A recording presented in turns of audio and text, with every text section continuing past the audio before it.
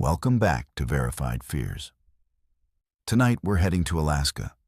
663,000 square miles of unforgiving wilderness where civilization ends and nightmares begin. It's a place that doesn't forgive mistakes, where some locations on the map have no names because no one ever returned to give them one. The 11 people you're about to hear from come from different backgrounds, but they all share one thing. They encountered something in Alaska that changed them forever. From frozen research stations to remote oil rigs, from villages that shouldn't exist to ferries sailing nowhere. These are their raw, unfiltered testimonies of terror that can only happen in America's last frontier.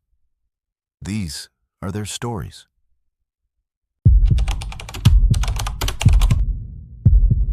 My name is Addison, and I'm a marine biologist. 3 years ago, I was 26 and thought I understood the ocean better than most people understand their own backyards.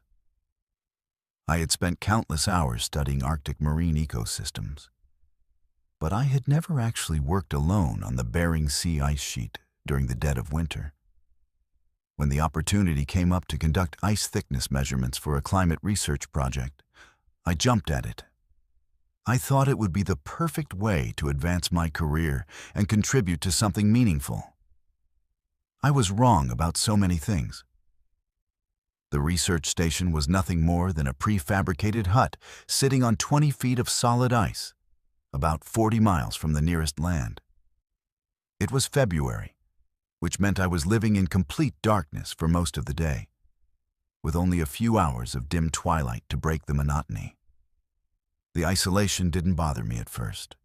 I had my equipment, my data collection protocols, and enough supplies to last 6 weeks. The plan was simple. Take daily measurements of ice thickness using ground-penetrating radar, collect water samples from the holes I drilled, and document any changes in the ice structure. Standard stuff that I had done dozens of times before, just never alone and never in such extreme conditions. The first week went exactly as expected.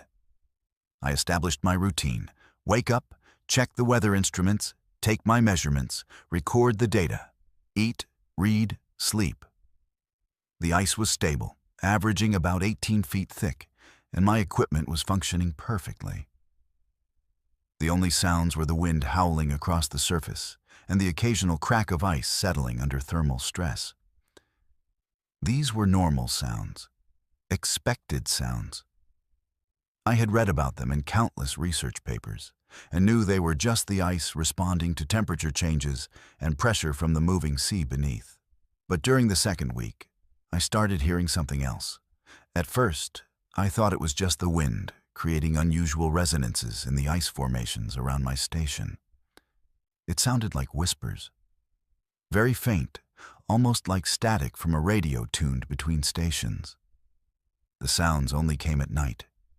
During the deepest part of the darkness, usually around 2 or 3 in the morning, I would be lying in my sleeping bag, trying to fall asleep, when I would hear these soft, indistinct murmurs coming from somewhere beneath me.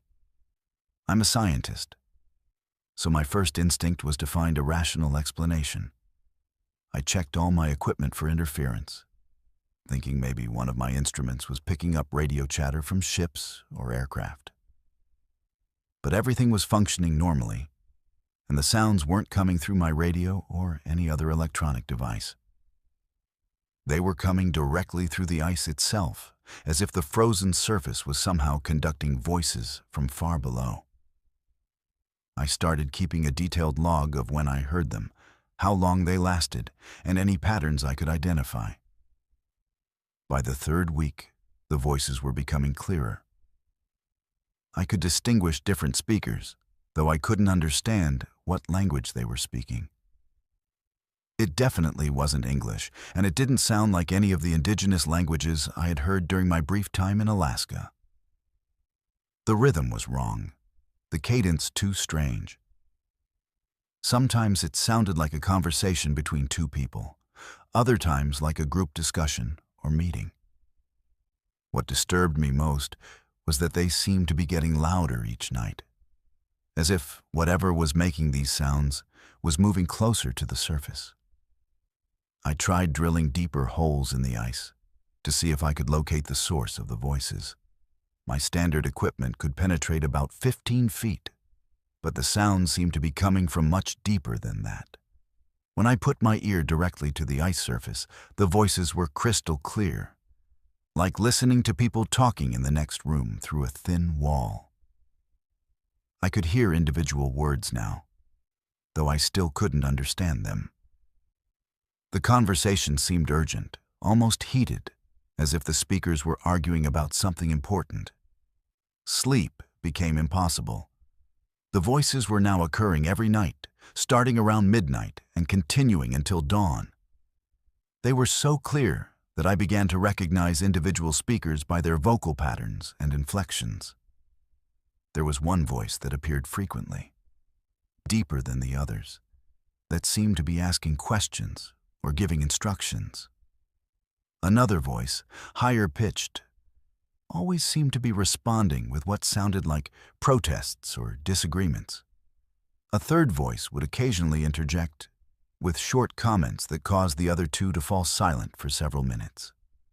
By the fourth week, I was convinced that there were people trapped beneath the ice, possibly survivors from a shipwreck who had somehow created an air pocket and were trying to communicate with the surface. This explanation made sense to me, even though I knew the ice had been solid for months, and there was no way anyone could survive that long in those conditions. But I had to try to help them. I began drilling multiple holes in different locations, trying to create a communication point and shouting down into the openings. But whenever I tried to initiate contact, the voices would immediately stop. They would remain silent for the rest of the night, only to resume their conversations the following evening. The rational part of my mind knew this was impossible. The ice was too thick, too old, and too solid for there to be any kind of cavity large enough to sustain human life. But the voices were real. I was recording them every night now, and the recordings clearly captured the conversations. When I played them back during the day, I could hear them just as distinctly as when they occurred. They weren't hallucinations or products of isolation-induced psychosis. They were actual human voices speaking an actual language that I simply couldn't identify. During the 5th week, something changed.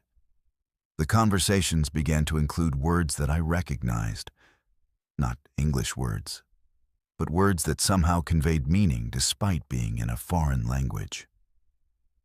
I started to understand fragments of what they were discussing, and what I learned terrified me more than the mystery of their presence.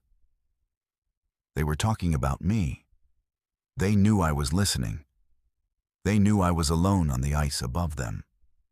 They were describing my daily routines, my equipment, even details about my personal life that no one else in Alaska could possibly know. They knew about my apartment back in Seattle, about my research at the university, about the argument I had with my advisor before leaving for this assignment. They discussed my family, mentioning my sister's name and the fact that she was getting married in June. How could voices coming from beneath 20 feet of ice know these intimate details about my life? The logical explanations I'd been clinging to crumbled completely. These weren't trapped survivors. These weren't radio transmissions or equipment malfunctions. These were something else entirely. The final week was a nightmare of sleepless nights and increasing paranoia.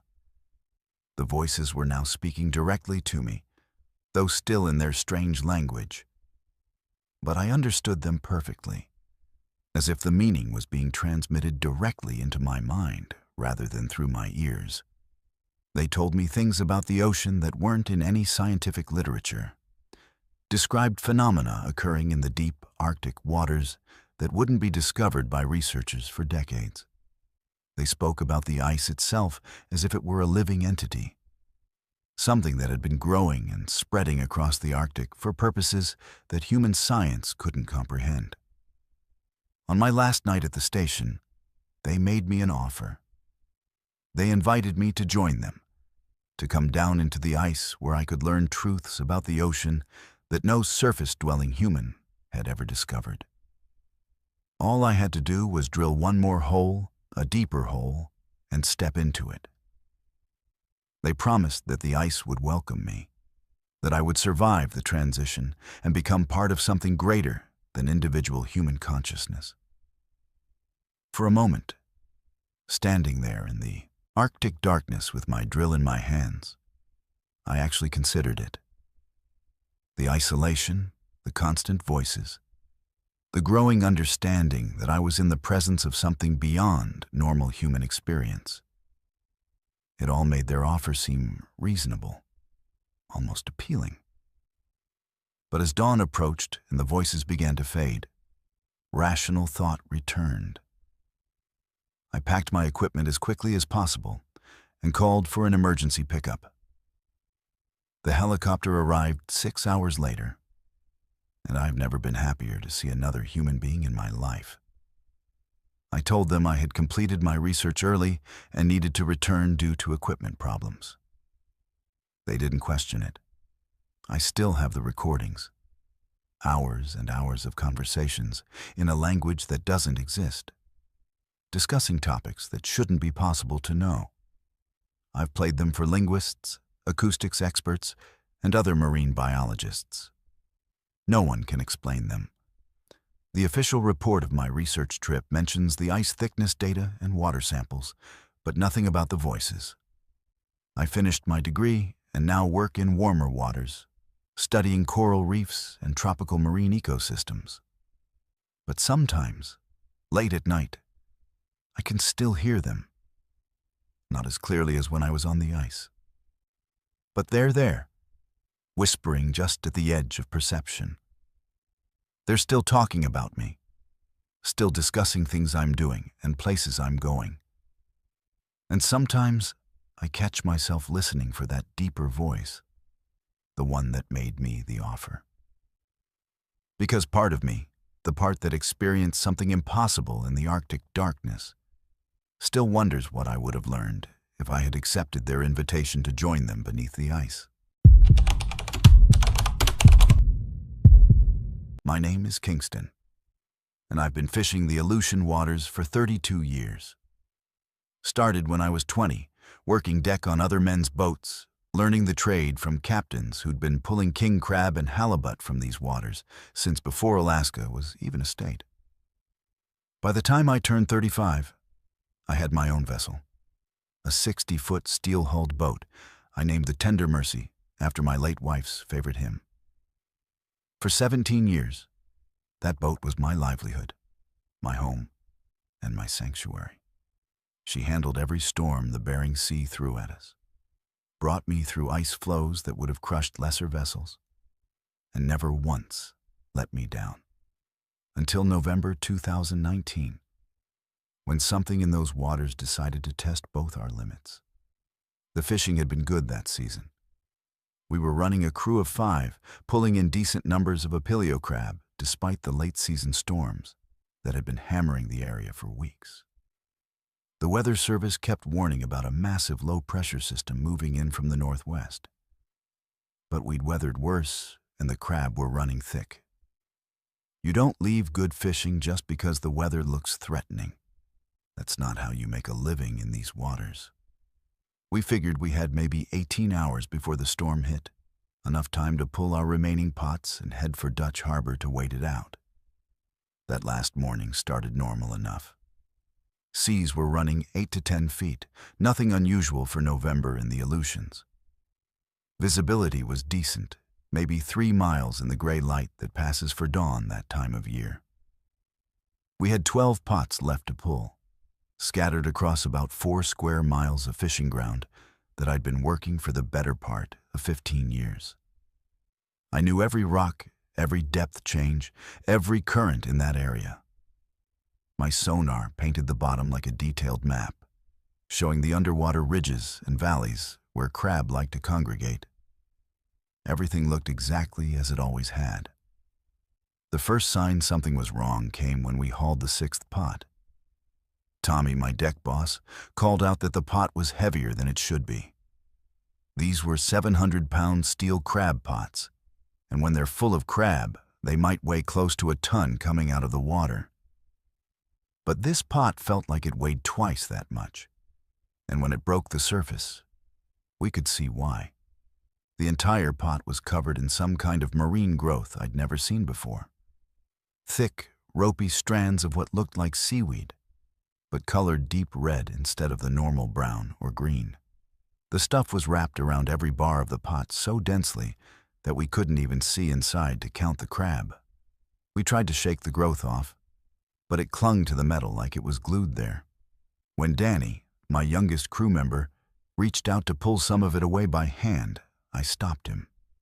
Something about the way it moved in the water didn't look natural. It wasn't flowing with the current like normal seaweed would. It was writhing, almost like it was trying to reach toward the boat. We ended up cutting most of it away with knives, and what we found inside the pot was disturbing. The crab were there, but they were all dead, and they'd been dead for a while. Not the kind of dead you get from being out of water too long, but something else. They looked almost drained, like something had sucked all the moisture out of their shells.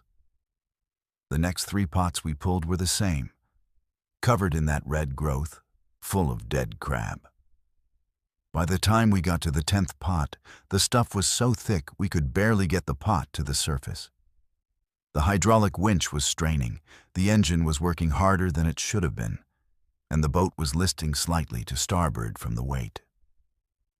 That's when Marcus, my engineer, came up from below and told me the sonar was acting up. He said it was showing things on the bottom that hadn't been there before, large masses that seemed to be moving around underneath us. I went to look at the sonar display myself, and what I saw made no sense. The bottom, which should have shown the familiar rocky terrain I'd been fishing over for years, now displayed massive shapes clustered directly beneath our position. They were huge. Some of them looked to be the size of school buses, and they were definitely moving. As I watched, one of the shapes detached itself from the group and began rising toward us. The depth sounders showed it coming up fast, much faster than any fish or marine mammal should be able to move. I told the crew to secure everything and prepare to move to a different location. But before we could get the boat moving, something hit us from below. Not a hard collision, but more like something large and soft bumping against the hull. The impact was strong enough to rock the boat and knock Tommy off his feet. But there was no sound of metal striking metal. It felt organic, like being nudged by something massive and alive. The hull-mounted sonar showed whatever had hit us was still there, pressed against the bottom of the boat, extending at least 30 feet in both directions from our keel. That's when things got really strange. The radio started picking up sounds, not voices or normal marine radio chatter, but something that sounded almost musical. Long, low tones that seemed to harmonize with each other, rising and falling in patterns that were definitely not natural, but also not quite mechanical. The sounds were coming from multiple directions, as if we were surrounded by whatever was making them. When I tried to call the Coast Guard on the emergency frequency, my transmission was completely overwhelmed by these tones. We couldn't send or receive any communications.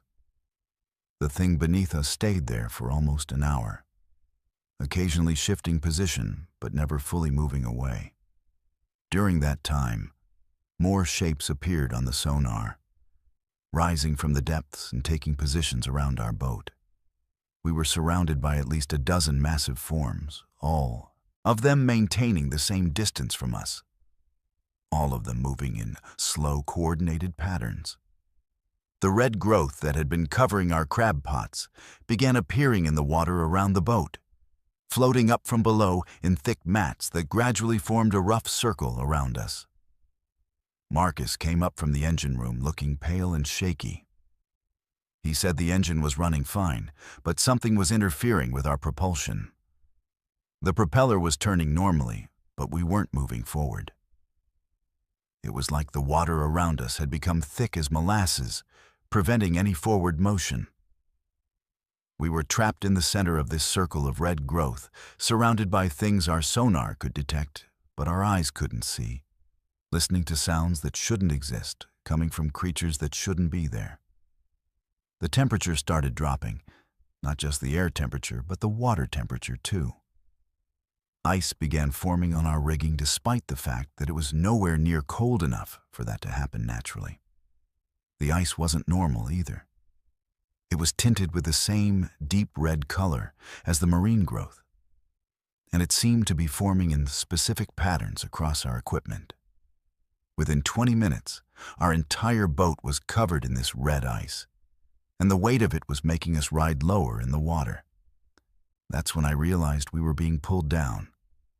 Not quickly, but steadily and deliberately. The water line was rising up the sides of our hull, and no amount of pumping could keep the water level down. We weren't taking on water through any breach in the hull.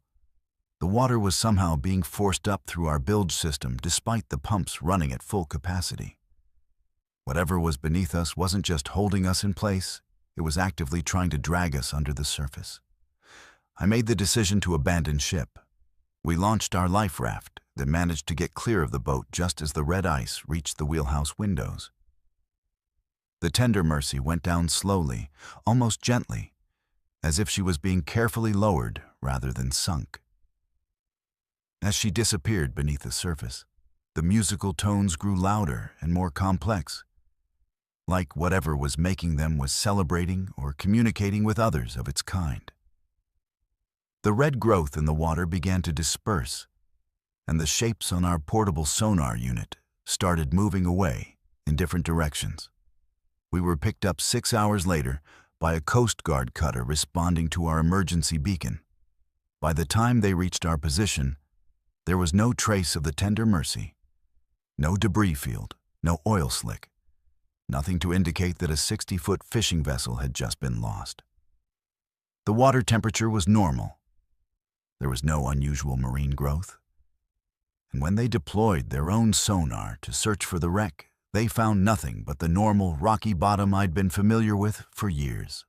The official report listed the cause as catastrophic structural failure due to storm conditions, even though the weather was actually improving when we went down. The insurance company paid out without question, probably because they figured it was just another fishing vessel lost to the notorious Alaskan weather. But I know what happened out there. Something in those waters decided to take my boat, and there wasn't anything I could do to stop it. I haven't been fishing since. I sold my permits, moved to Anchorage, and now I work security at the airport. It's steady work indoors, and most importantly, it keeps me on dry land. But sometimes, when I'm lying in bed at night, I can still hear those musical tones. Not as clearly as when we were surrounded by whatever was making them, but they're there, calling from somewhere far below.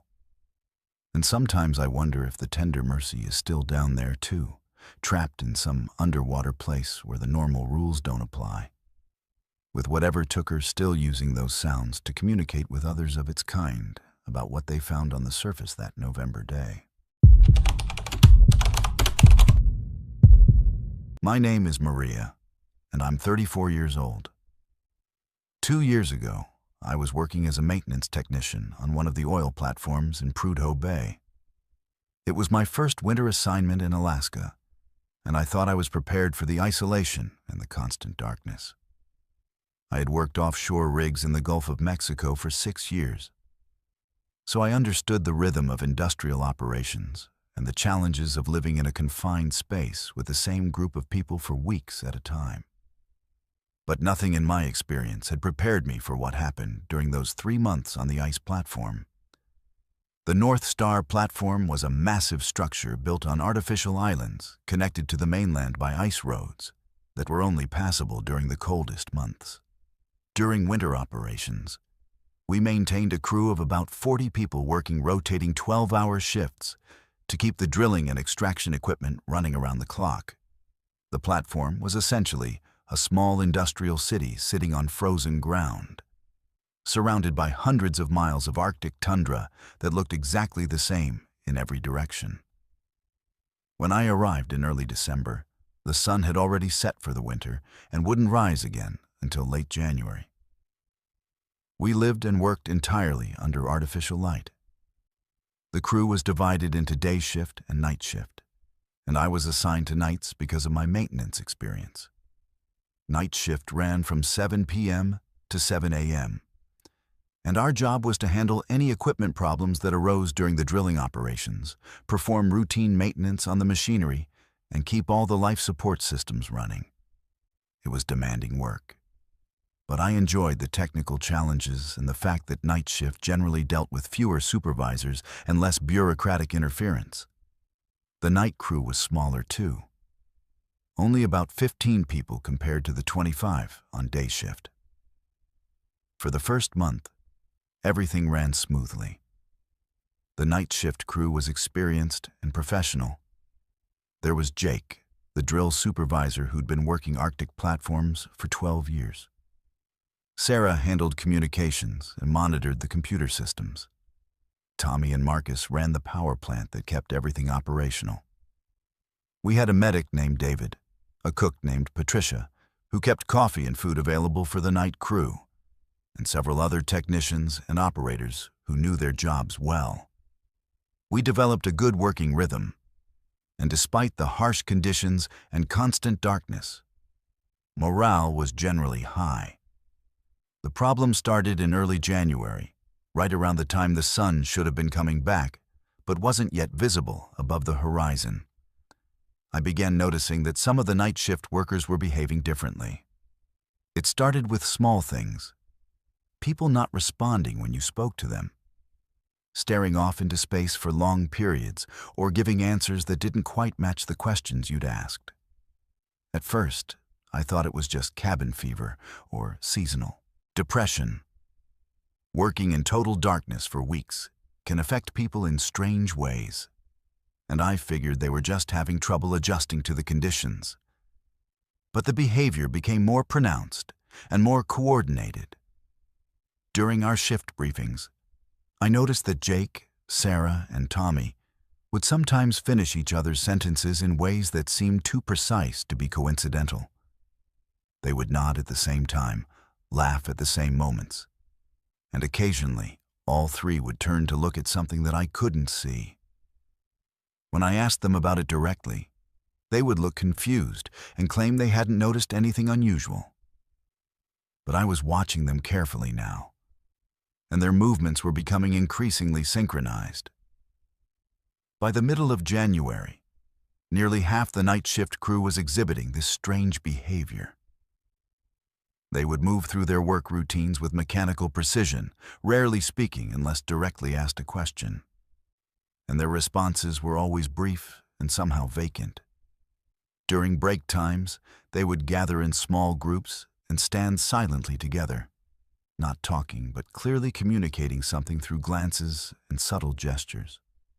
When day shift personnel came to relieve us in the morning, the affected crew members would return to normal behavior, chatting and joking as if nothing unusual had happened during the night. The most disturbing part was that they were becoming more efficient at their jobs. Equipment problems that normally took hours to diagnose and repair were being fixed in minutes. Routine maintenance tasks that required multiple people were being completed by single individuals in half the usual time. The drilling operations ran smoother during night shift than they ever had during day shift, and the production numbers were exceeding all expectations. Management was thrilled with our performance, but I was becoming increasingly frightened by what I was witnessing. I started staying awake during my off hours to observe the night shift crew more carefully.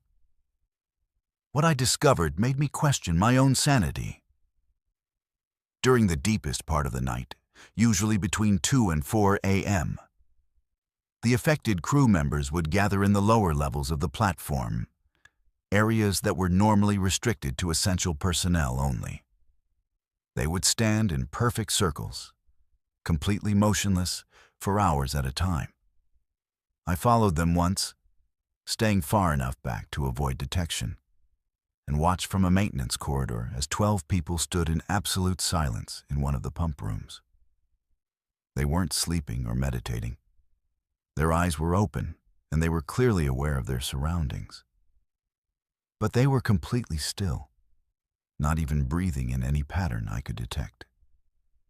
The strangest part was the sound, or rather the lack of sound. These pump rooms were normally filled with the constant noise of machinery: electric motors, hydraulic pumps, ventilation fans.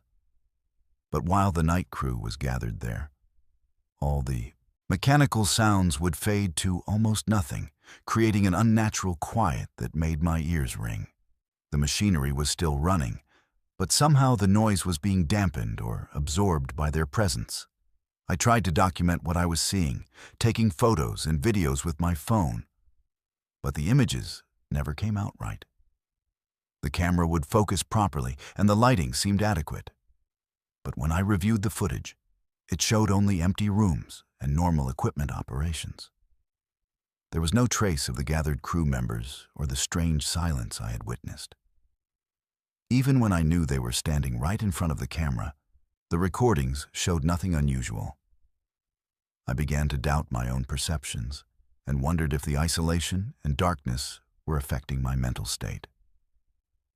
But the changes in the crew were becoming impossible to ignore. They moved with perfect coordination now, anticipating each other's actions and completing complex tasks without any verbal communication. During equipment emergencies, they would respond as a single unit, each person performing their role with mechanical precision while maintaining complete silence. They never made mistakes, never showed fatigue, and never seemed to experience any of the normal frustrations or satisfactions that come with challenging technical work. The breaking point came during my 8th week on the platform. I was working alone in one of the generator rooms when the lights went out. This wasn't unusual. Power fluctuations were common during extreme weather. But what happened next terrified me more than anything I had experienced in my life. In the complete darkness, I could hear the night shift crew moving through the platform. But they weren't using flashlights or emergency lighting, and they weren't making the stumbling, careful movements you would expect from people navigating in the dark. They were moving with the same fluid coordination they showed during normal operations, as if the darkness didn't affect them at all. I stayed hidden in the generator room and listened as they passed by outside. Their footsteps were perfectly synchronized, like a military unit marching in formation. But there were too many footsteps for the number of people I knew were on night shift. And the sound seemed to be coming from multiple levels of the platform simultaneously. When the emergency lighting finally came back on 15 minutes later, I found that several pieces of major equipment had been serviced and repaired during the blackout. Work that should have taken hours and required detailed technical manuals to complete properly. That's when I realized they didn't need light to see, didn't need to communicate to coordinate their actions, and didn't need instruction manuals to perform complex technical procedures. Whatever was happening to the night shift crew had given them capabilities that weren't remotely human. I submitted a request for immediate transfer off the platform, claiming a family emergency, and left Alaska 3 days later. The official records show that I completed my contract successfully and left with positive performance reviews. I've tried to research what happened to that platform and that crew, but information about Arctic oil operations is tightly controlled, and most of it is classified for security reasons. I do know that the North Star platform continued to exceed production targets for the rest of that winter season. and that several crew members from that assignment received commendations for exceptional performance. But I also know that at least 3 of the people I worked with that winter have since disappeared completely. No forwarding addresses, no employment records, no social media presence, nothing to indicate where they went or what happened to them. I work on shore now, in refineries and chemical plants, where I can go home to my own bed every night, and there's always sunlight during at least part of the day. But sometimes, usually during the darkest part of winter nights, I find myself moving through my work routines with the same mechanical precision I witnessed on that platform. My efficiency increases, my mind becomes perfectly clear and focused, and I complete tasks without any conscious thought or effort. During these episodes, I feel connected to something vast and purposeful, something that extends far beyond individual human consciousness. And part of me, the part that experienced those 3 months in the Arctic darkness, knows that whatever changed those night shift workers is still out there, still operating in the places where human civilization meets the endless cold, still recruiting new members for purposes I can't begin to understand. My name is Judah, and I've been guiding people through Alaska's wilderness for 23 years. I'm native Alaskan, Koyukon, and I grew up listening to my grandfather's stories about the things that live in the deep forest, the things that most people dismiss as folklore, but that we've always known were real. My grandfather taught me to read the land, to understand the signs that animals leave behind, and to recognize when something doesn't belong in the natural order. He also taught me that there are places in Alaska where even experienced hunters shouldn't go, and things in the wilderness that are better left undisturbed. I wish I had listened more carefully to those warnings. In August 2021, I was hired to guide a family from Oregon through a 5-day backcountry hiking trip in Denali National Park. The Hendersons were experienced hikers. The father had climbed mountains all over the western United States. The mother was a wilderness survival instructor, and their 2 teenage sons had been backpacking since they were children. They weren't the typical tourists I usually dealt with, and they had specifically requested a route that would take them away from the established trails and into areas where they were unlikely to encounter other people. They wanted a genuine wilderness experience, and I was confident I could provide that safely. We started from the Teclanica River area and planned to hike northeast into the foothills below Mount McKinley, following caribou trails and old mining tracks that most visitors to the park never see. It was late summer, which meant we had about 16 hours of daylight and the weather was generally stable.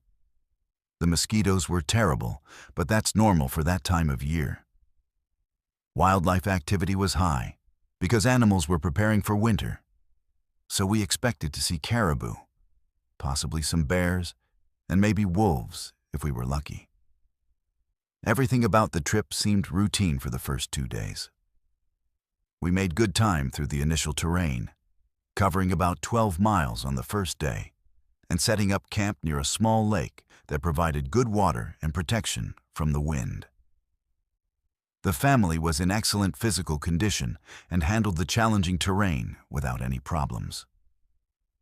That evening, we saw a large caribou herd moving through the valley below us, and I pointed out some Dall's sheep on the distant ridges.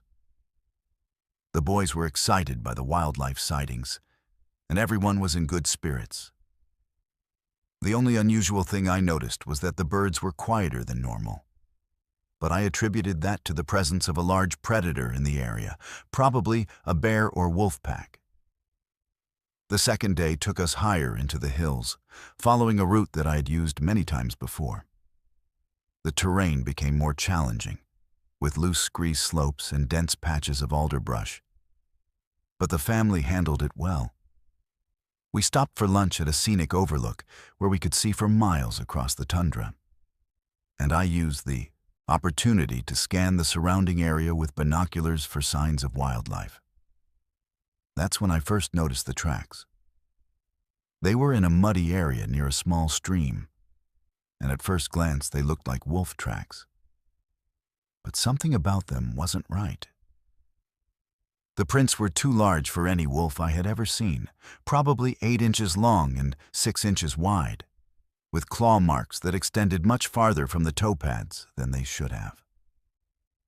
The depth of the impressions suggested an animal that weighed considerably more than even the largest Alaskan wolves, which typically max out around 140 pounds.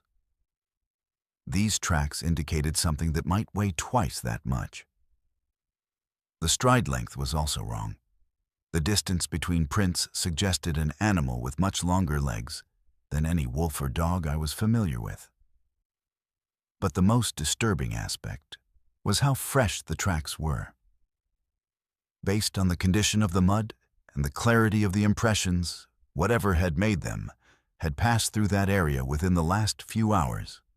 I didn't mention the tracks to the Henderson family because I didn't want to cause unnecessary alarm, but I started paying much closer attention to our surroundings. Over the next few hours, I found more signs of the same animal. Scratches on trees that were too high for any normal predator to reach. Scat that contained bone fragments from animals much larger than anything wolves typically kill. And a distinctive musky scent that I had never encountered before. Whatever was in this area was something I had never seen in over 2 decades of guiding in Alaska. That evening, we camped in a sheltered valley with good visibility in all directions. I set up my tent where I could watch the approaches to our campsite, and I kept my rifle close at hand. Around midnight, I was awakened by sounds that made my blood run cold. It was howling, but not like any wolf or dog I had ever heard. The sound was deeper, more resonant, and it had an almost musical quality that seemed to come from multiple directions simultaneously. The calls would start low and rise to a piercing crescendo, then fade away into silence before beginning again from a different location. The Henderson family woke up too, and the father asked me if those were wolves. I told him I thought they might be, but I knew they weren't. Whatever was making those sounds was much larger than any wolf, and the vocal patterns were completely wrong. Wolves howl to communicate with their pack, but these calls sounded more like territorial challenges or hunting signals. They were also getting closer. Each series of howls seemed to originate from a position nearer to our campsite, as if whatever was making them was systematically moving around our perimeter. The calls continued for about 2 hours, during which none of us got any sleep. I kept scanning the darkness with my flashlight, but I never saw anything beyond the circle of our camp. When dawn finally broke, I found tracks all around our campsite, the same oversized prints I had discovered the previous day. Whatever had been calling to us during the night had come very close, probably within 30 feet of our tents, but it had remained just beyond the reach of our lights. The tracks showed that it had circled our camp multiple times, stopping at various points as if studying our setup and counting the number of people. I made the decision to alter our planned route and head toward a more populated area of the park. But our stalker had different ideas. Throughout the 3rd day, we found evidence that we were being followed. Fresh tracks appeared regularly along our trail, always just ahead of us, as if something was scouting our progress and choosing the best vantage points from which to observe us. Several times, I caught glimpses of movement in my peripheral vision. Something large and dark shifting position among the trees or behind rock outcroppings. But whenever I turned to look directly, there was nothing there. The psychological pressure on the group was becoming intense. The boys were asking questions about the tracks and the sounds we had heard, and their parents were obviously concerned, but trying not to show it. I was running out of rational explanations, and my own anxiety was increasing with each new sign we discovered.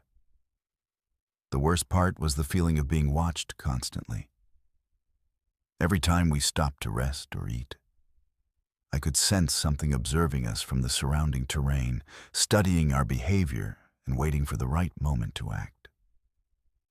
On the afternoon of the third day, we crested a ridge and found ourselves looking down at a scene that will haunt me for the rest of my life.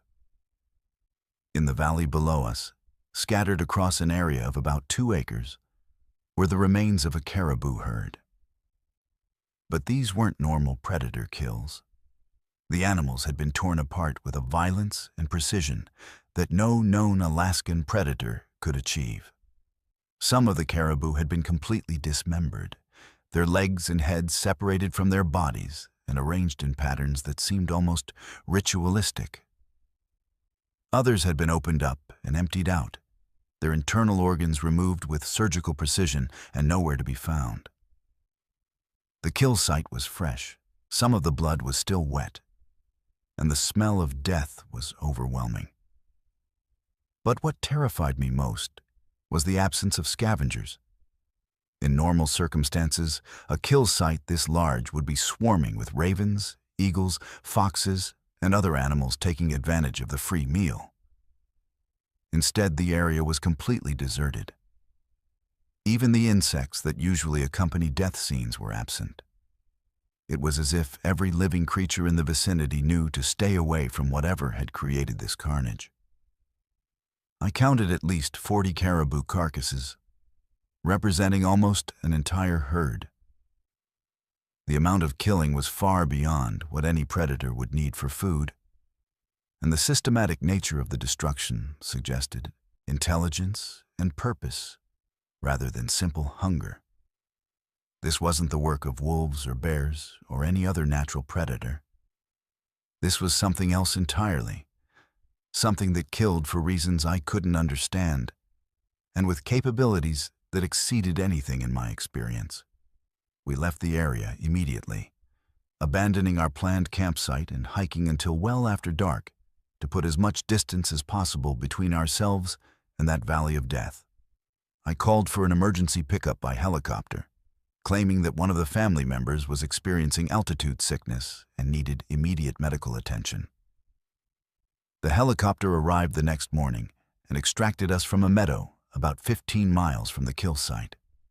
I filed a report with the Park Service about the caribou kills, but when rangers investigated the area a week later, they found no evidence of any unusual predator activity.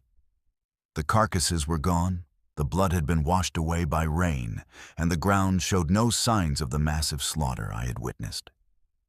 The official explanation was that I had probably stumbled across the site of an avalanche or rock slide that had killed some caribou, and that scavengers had already cleaned up the remains. But I know what I saw, and I know what stalked us through those mountains.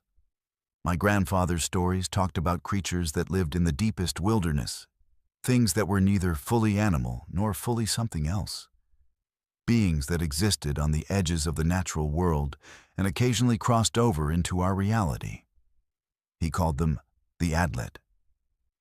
Creatures that hunted with intelligence and purpose, that could take forms that resembled natural animals but were something far more dangerous.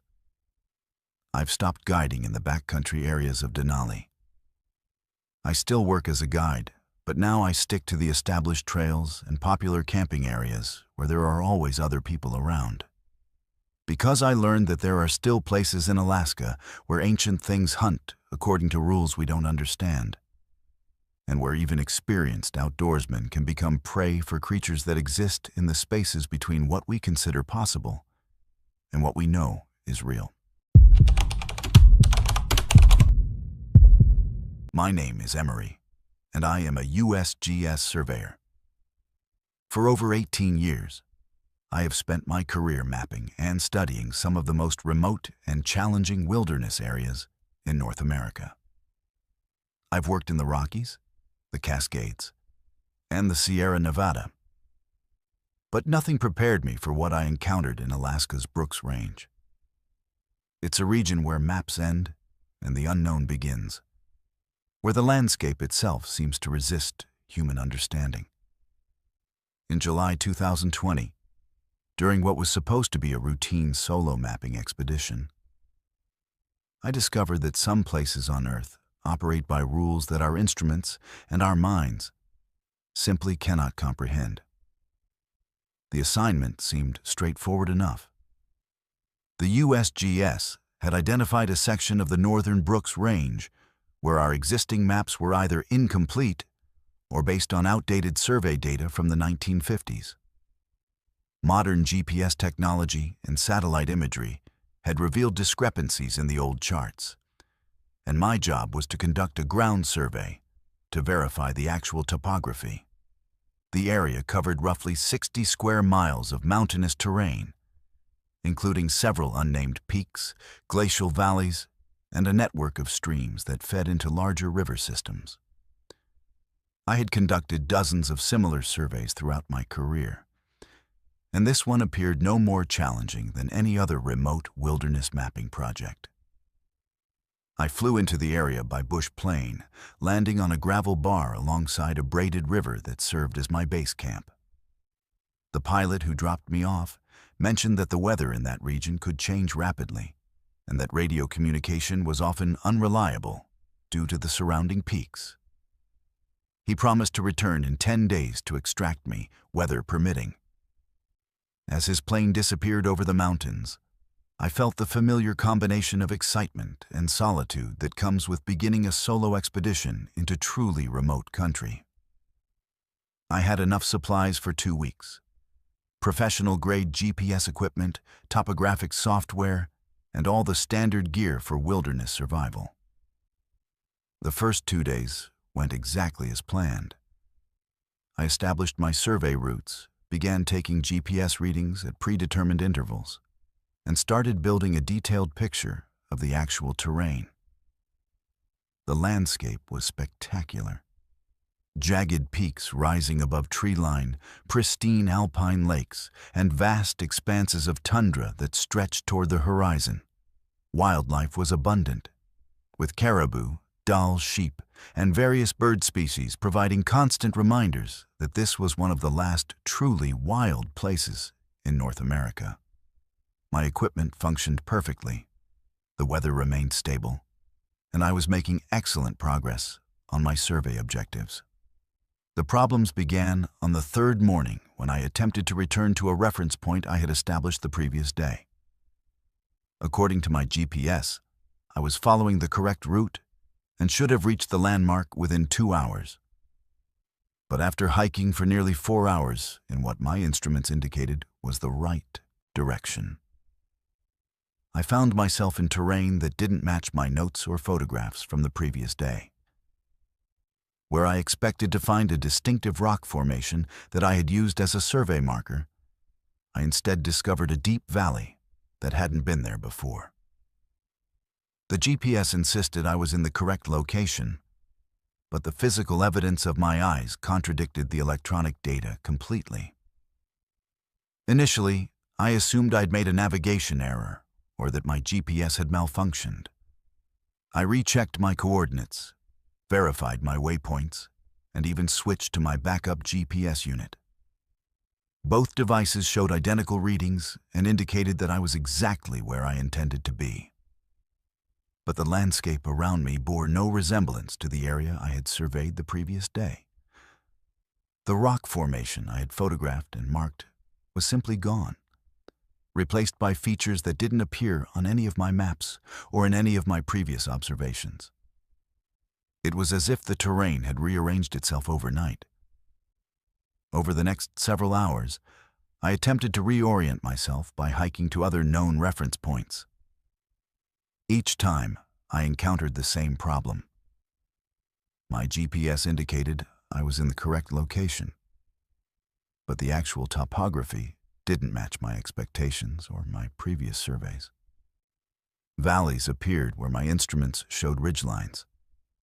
Lakes existed where my maps indicated solid ground. Most disturbing of all, I began to notice that I was somehow returning to the same locations repeatedly, despite following different compass bearings and GPS routes. No matter which direction I traveled, I would inevitably arrive at a peculiar circular clearing surrounded by stunted spruce trees. A formation that wasn't marked on any map, and that I couldn't remember encountering during my initial surveys. By the fifth day, I was completely disoriented and beginning to question my own sanity. The landscape around me seemed to shift and change when I wasn't looking directly at it. I would mark a prominent landmark, a distinctive peak or an unusual rock outcropping, and use it for navigation, only to discover hours later that it had moved to a different position relative to my location. My GPS readings became increasingly erratic, sometimes placing me hundreds of miles from where I knew I had to be.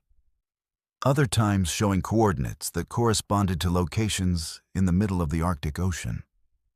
The topographic software on my laptop began displaying impossible terrain features. Valleys that folded back on themselves, rivers that flowed uphill, and mountain ranges that formed perfect geometric patterns. The psychological impact was devastating. As a professional surveyor, my entire career was built on precision, accuracy, and the reliable relationship between instruments and reality.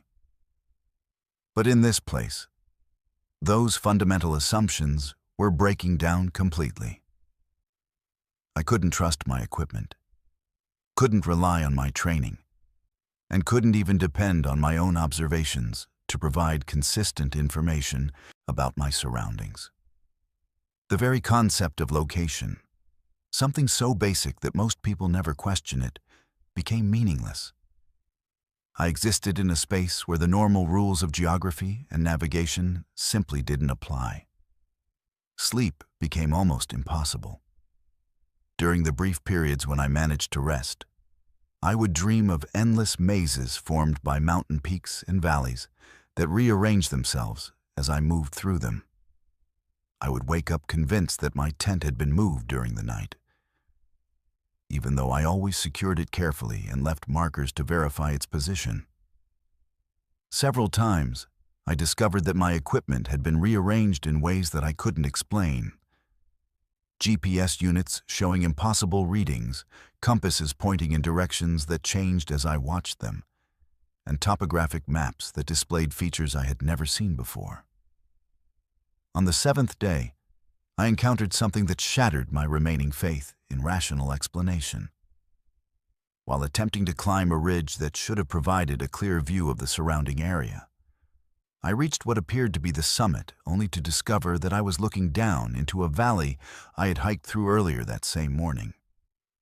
But according to my GPS, I was standing at an elevation of over 8,000 feet, while the valley below showed an elevation reading of nearly 9,000 feet. I was apparently standing on a mountaintop that was lower than the valley beneath it. When I attempted to descend into this impossible valley, I found myself climbing upward despite the visual evidence that I was moving downhill. The realization that I was trapped in some kind of geographical anomaly was both terrifying and strangely liberating. Once I accepted that the normal laws of physics and geography weren't operating in this region, I could stop trying to navigate using conventional methods and focus instead on finding a way to escape whatever phenomenon had captured me. I began to notice patterns in the impossible terrain, certain landmarks that appeared repeatedly, routes that seemed to lead in loops regardless of the compass direction I followed, and boundaries where the strange effects appeared to be stronger or weaker. Through careful experimentation, I discovered that the anomalies were most pronounced in certain areas and at certain times of day. The effects seemed to intensify during the early morning hours and diminish slightly around midday.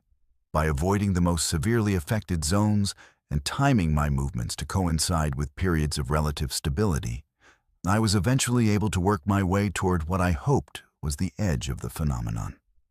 The process took 3 additional days of careful observation and methodical testing, during which I documented everything I experienced in detailed notes that I hoped someone would eventually find and understand. On the 10th day, exactly when my extraction was scheduled, I heard the sound of an aircraft approaching from the south. Using my emergency radio, I was able to establish contact with the pilot and guide him to a landing site near my original base camp. When I reached the gravel bar where he waited, I was amazed to discover that it looked exactly as it had when he had dropped me off 10 days earlier.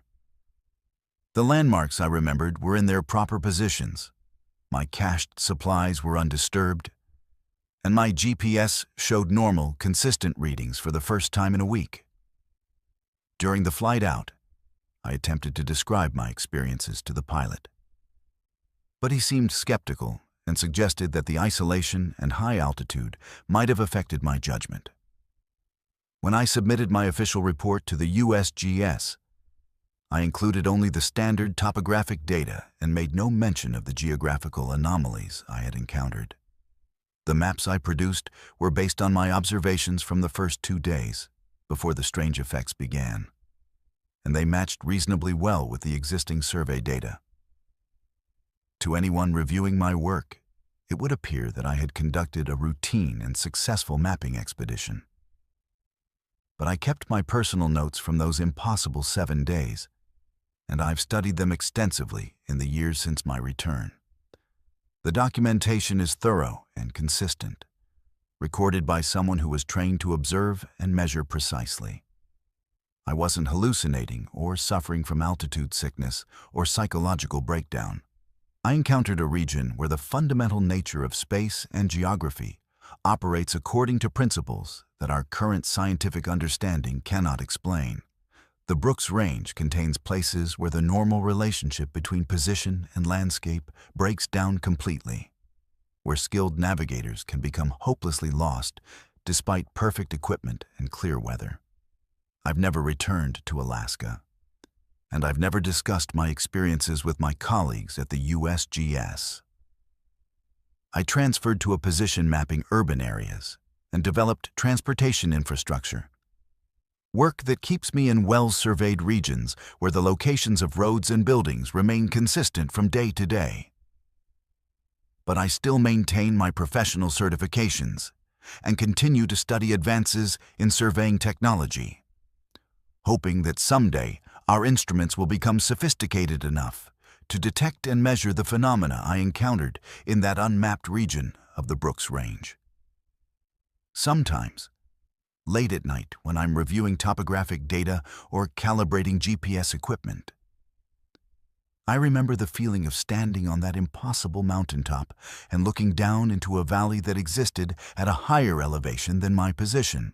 I remember the terror and wonder of discovering that reality itself could be far stranger and more flexible than anything I had learned in my professional training. And I remember the certainty that there are places on Earth that resist human understanding, locations where our maps will always be incomplete because the very concept of fixed geography doesn't apply. The Brooks Range holds secrets that go far beyond mineral deposits and wildlife populations. Hidden in its most remote valleys and peaks are zones where space itself behaves according to rules we haven't discovered yet, where experienced surveyors can become lost in landscapes that rearrange themselves according to some incomprehensible logic. I documented one small piece of that mystery, but I suspect it extends far beyond the region I explored, threading through Alaska's wilderness in patterns that connect to something much larger and more profound than any of us realize. My name is Antonio, and I've been a bush pilot for 12 years now. Flying in and out of Alaska's most remote locations has become second nature to me. Dropping off supplies, transporting researchers, evacuating injured hunters, and connecting isolated communities to the outside world. I've seen some of the most spectacular and dangerous terrain on Earth. Landed on strips of gravel that most people would consider impossible, and weathered storms that would ground commercial aviation for days. But there's one route I used to fly regularly that I won't touch anymore. And it all started with an old man living alone in the Tongass National Forest near Ketchikan. The locals called him simply the Hermit, and for good reason. He lived in a cabin that could only be reached by seaplane, floating on a remote alpine lake surrounded by dense forest and towering mountains. I'd been delivering supplies to him monthly for almost 3 years. Canned goods, tools, fuel, medicine, books, and other essentials that kept him surviving in complete isolation. The arrangement was straightforward. Drop off the supplies, collect payment, and leave. He rarely spoke more than a few words, never invited me inside, and maintained the kind of distance that suggested he'd chosen isolation for very deliberate reasons. What made the locals nervous wasn't just his hermit lifestyle. Alaska has plenty of people who prefer solitude, but the stories that surrounded him. Other pilots mentioned strange experiences when flying to his cabin. Hunters reported seeing lights in the forest near his lake that moved in patterns unlike any natural phenomenon. A few fishing guides claimed they'd encountered him in town occasionally, and he always seemed to know things about them that he shouldn't. Personal details about their families, their health problems, their plans for the future. Most disturbing were the reports from people who said he'd given them warnings about events that hadn't happened yet. Warnings that later proved to be accurate. I dismissed most of these stories as typical small-town gossip, amplified by the inherent mystery of a man who'd chosen to live completely cut off from society. Alaska attracts people who are running from something or looking for something they can't find in the outside world. And I figured the hermit was just another example of someone who'd taken the solitude option to its logical extreme. The strange stories were probably just the result of people projecting their own fears and fantasies onto someone they didn't understand. That assumption lasted until my 4th year of monthly supply runs, when something happened that shattered my comfortable skepticism completely. I landed on his lake on a clear September afternoon, the water reflecting the autumn colors of the surrounding forest like a perfect mirror. The hermit met me at the dock as usual, but this time something was different. Instead of his typical nod and brief greeting, he studied my face for a long moment before speaking. "You're worried about your sister," he said.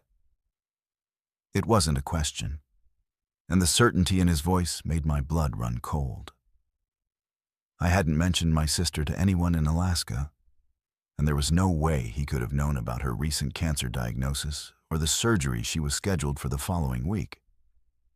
When I asked him how he knew, he just shook his head and began unloading the supplies from my plane. But as he worked, he continued talking, and what he said made no rational sense. He told me about a storm that would ground me for 3 days the following month, describing the exact location where I'd be forced to land and the mechanical problem that would keep me there. He mentioned a family I'd never met who would hire me to evacuate their injured son from a hunting camp, providing details about the accident that wouldn't happen for another 2 months. Most unsettling of all, he warned me about changes that were coming to the region, developments that would alter the character of the wilderness in ways that would disturb anyone who truly loved Alaska's pristine remoteness.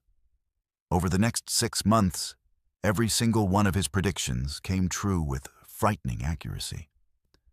The storm hit exactly when and where he said it would, grounding me at a remote airstrip for 3 days while I waited for parts to repair a fuel line that had cracked in precisely the way he'd described.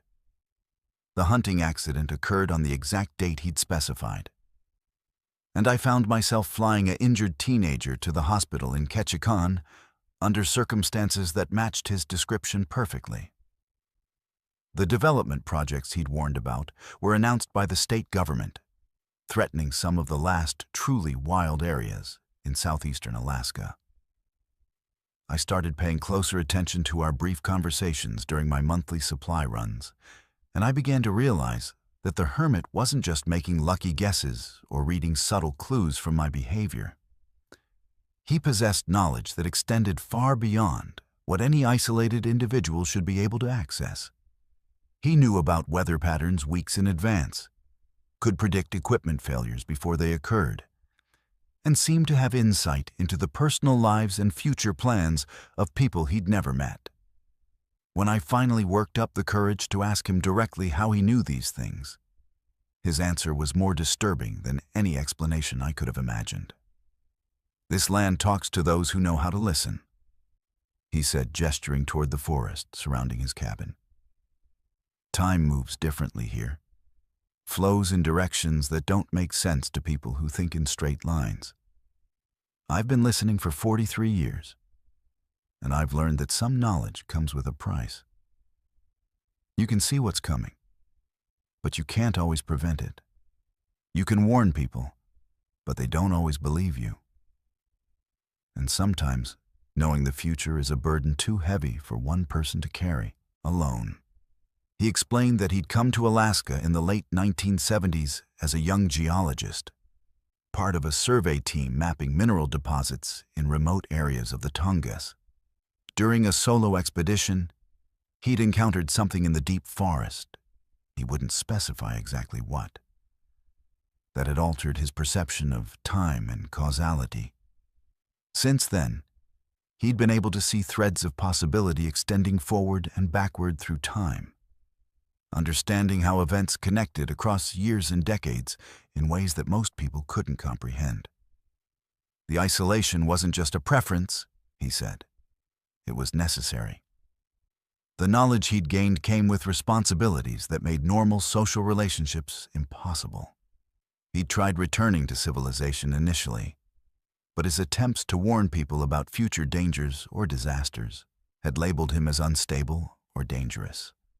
Eventually, he'd realized that his role was to serve as a kind of early warning system for the wilderness itself, helping individual travelers avoid specific dangers while documenting the larger patterns that threatened the region's ecological stability. During our conversation, he shared specific warnings about routes I should avoid during certain weather conditions, locations where aircraft had been experiencing unusual mechanical failures, and areas where the normal rules of navigation seemed to break down temporarily. He also gave me information about my personal future that I didn't want to hear. Details about family problems, career challenges, and life changes that would unfold over the coming years. Some of his predictions were encouraging, others were deeply troubling. But all of them carried the weight of absolute certainty. As winter approached, the hermit's warnings became more urgent and more specific. He told me that the lake would freeze earlier than normal, cutting off his supply route for longer than usual. More importantly, he said that something was changing in the wilderness around his cabin, something that would make it dangerous for aircraft to land there during certain lunar phases. He couldn't explain the mechanism, but he was adamant that I should suspend my supply runs until spring and find alternative arrangements for his winter provisions. I made my last supply run to his cabin in early November, carrying enough food and fuel to last him through the long Alaska winter. As I prepared to leave, he handed me a sealed envelope and told me not to open it until the following summer. Inside, he said, were instructions for what to do if he didn't survive the winter. Not because of any immediate danger, but because the isolation and the burden of constant foreknowledge were wearing him down in ways that made his long-term survival uncertain. I never saw the hermit again. When I returned to his lake the following June, the cabin was empty and showed no signs of recent occupation. His personal belongings were gone, but there was no indication of violence or struggle. It was as if he had simply walked into the forest and disappeared. Search and rescue teams found no trace of him, and the official investigation concluded that he had probably suffered an accident while hiking or had chosen to end his isolation by walking out to one of the logging roads and leaving the area entirely. But I opened the envelope he'd given me, and the contents suggested a different explanation. Along with detailed instructions for disposing of his property and personal effects, he'd included a final set of predictions, events that would unfold over the next decade, including specific warnings about natural disasters, economic changes, and environmental threats. At the bottom of the last page, he'd written a single sentence that haunts me still. Some knowledge can only be carried so far before it becomes too heavy for human shoulders. I've never flown back to that lake, and I've never shared the hermit's final predictions with anyone. Some of them have already come true with the same frightening accuracy that characterized all his previous warnings. Others describe events that won't occur for several more years, assuming his gift for seeing the future extended that far into his final isolation. I keep his letter in a safe deposit box in Anchorage, along with my own notes documenting the experiences that convinced me he possessed genuine prophetic abilities.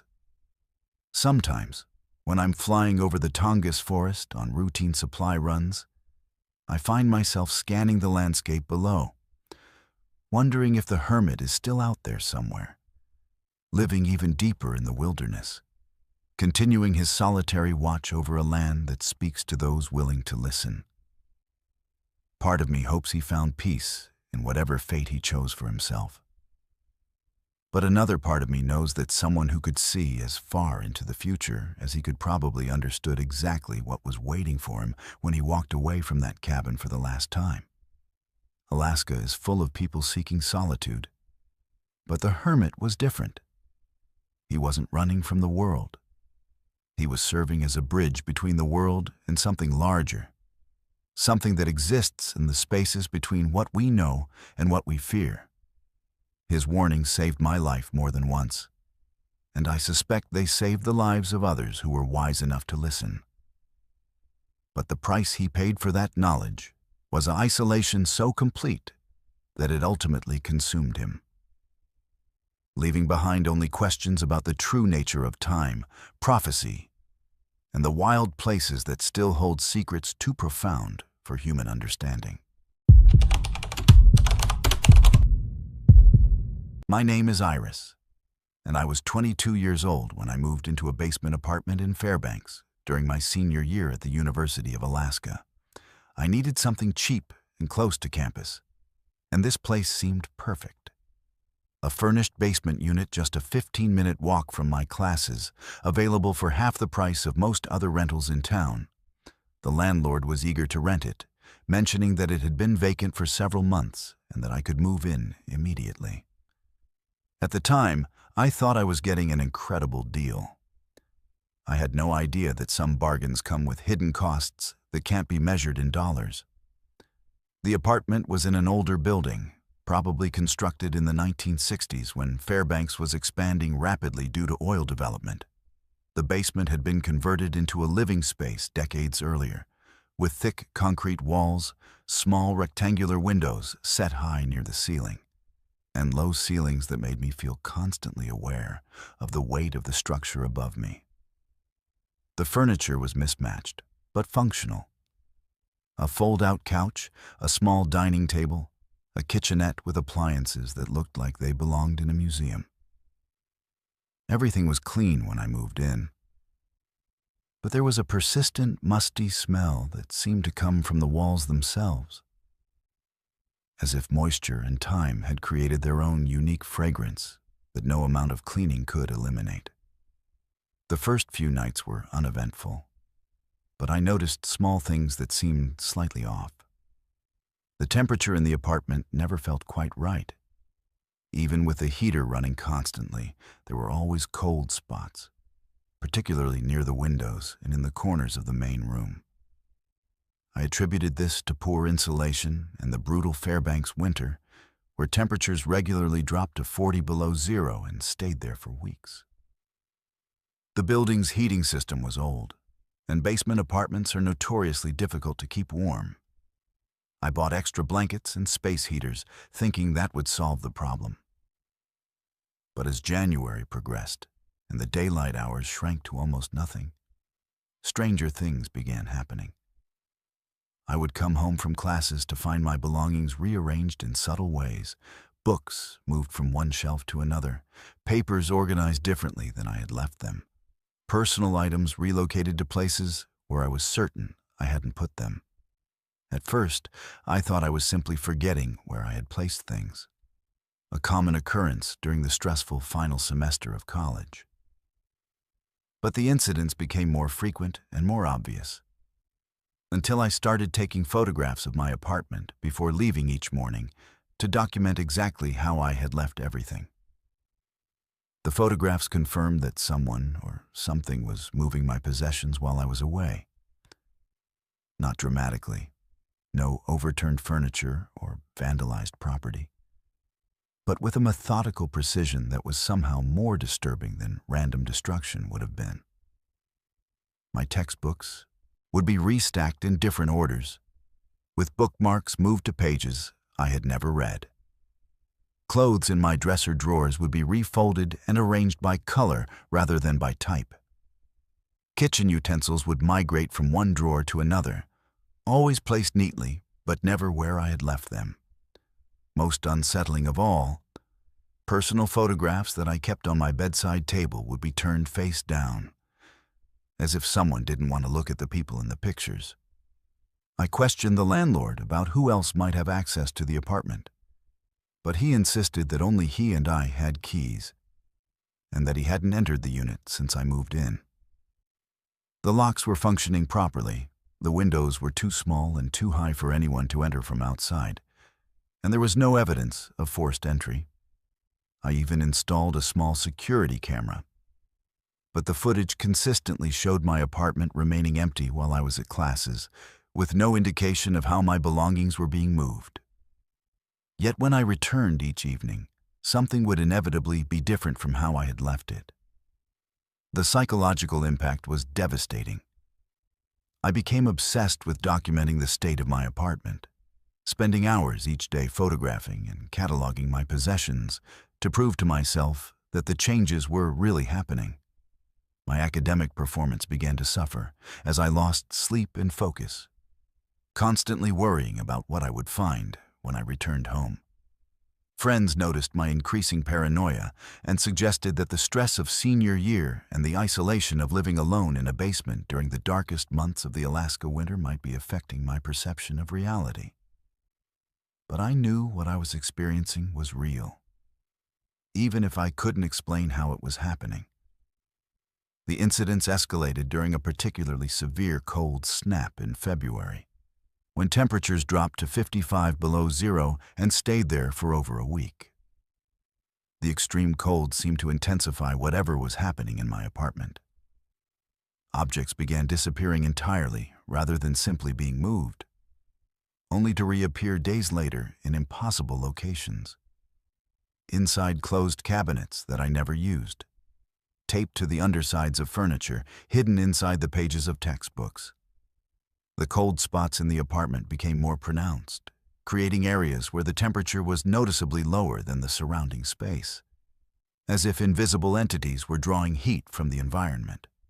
Most disturbing were the personal items that began accumulating in my apartment, belongings that weren't mine and that I had never seen before.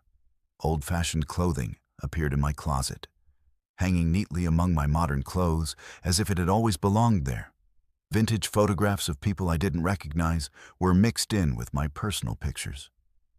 Outdated textbooks on subjects I wasn't studying appeared on my shelves, some with handwritten notes in the margins dated decades before I was born. The landlord denied any knowledge of previous tenants' belongings being left behind and insisted that the apartment had been thoroughly cleaned before I moved in.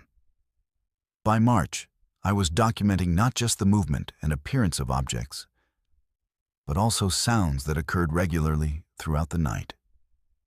Footsteps in the hallway outside my door, even though I was the only tenant in the basement level.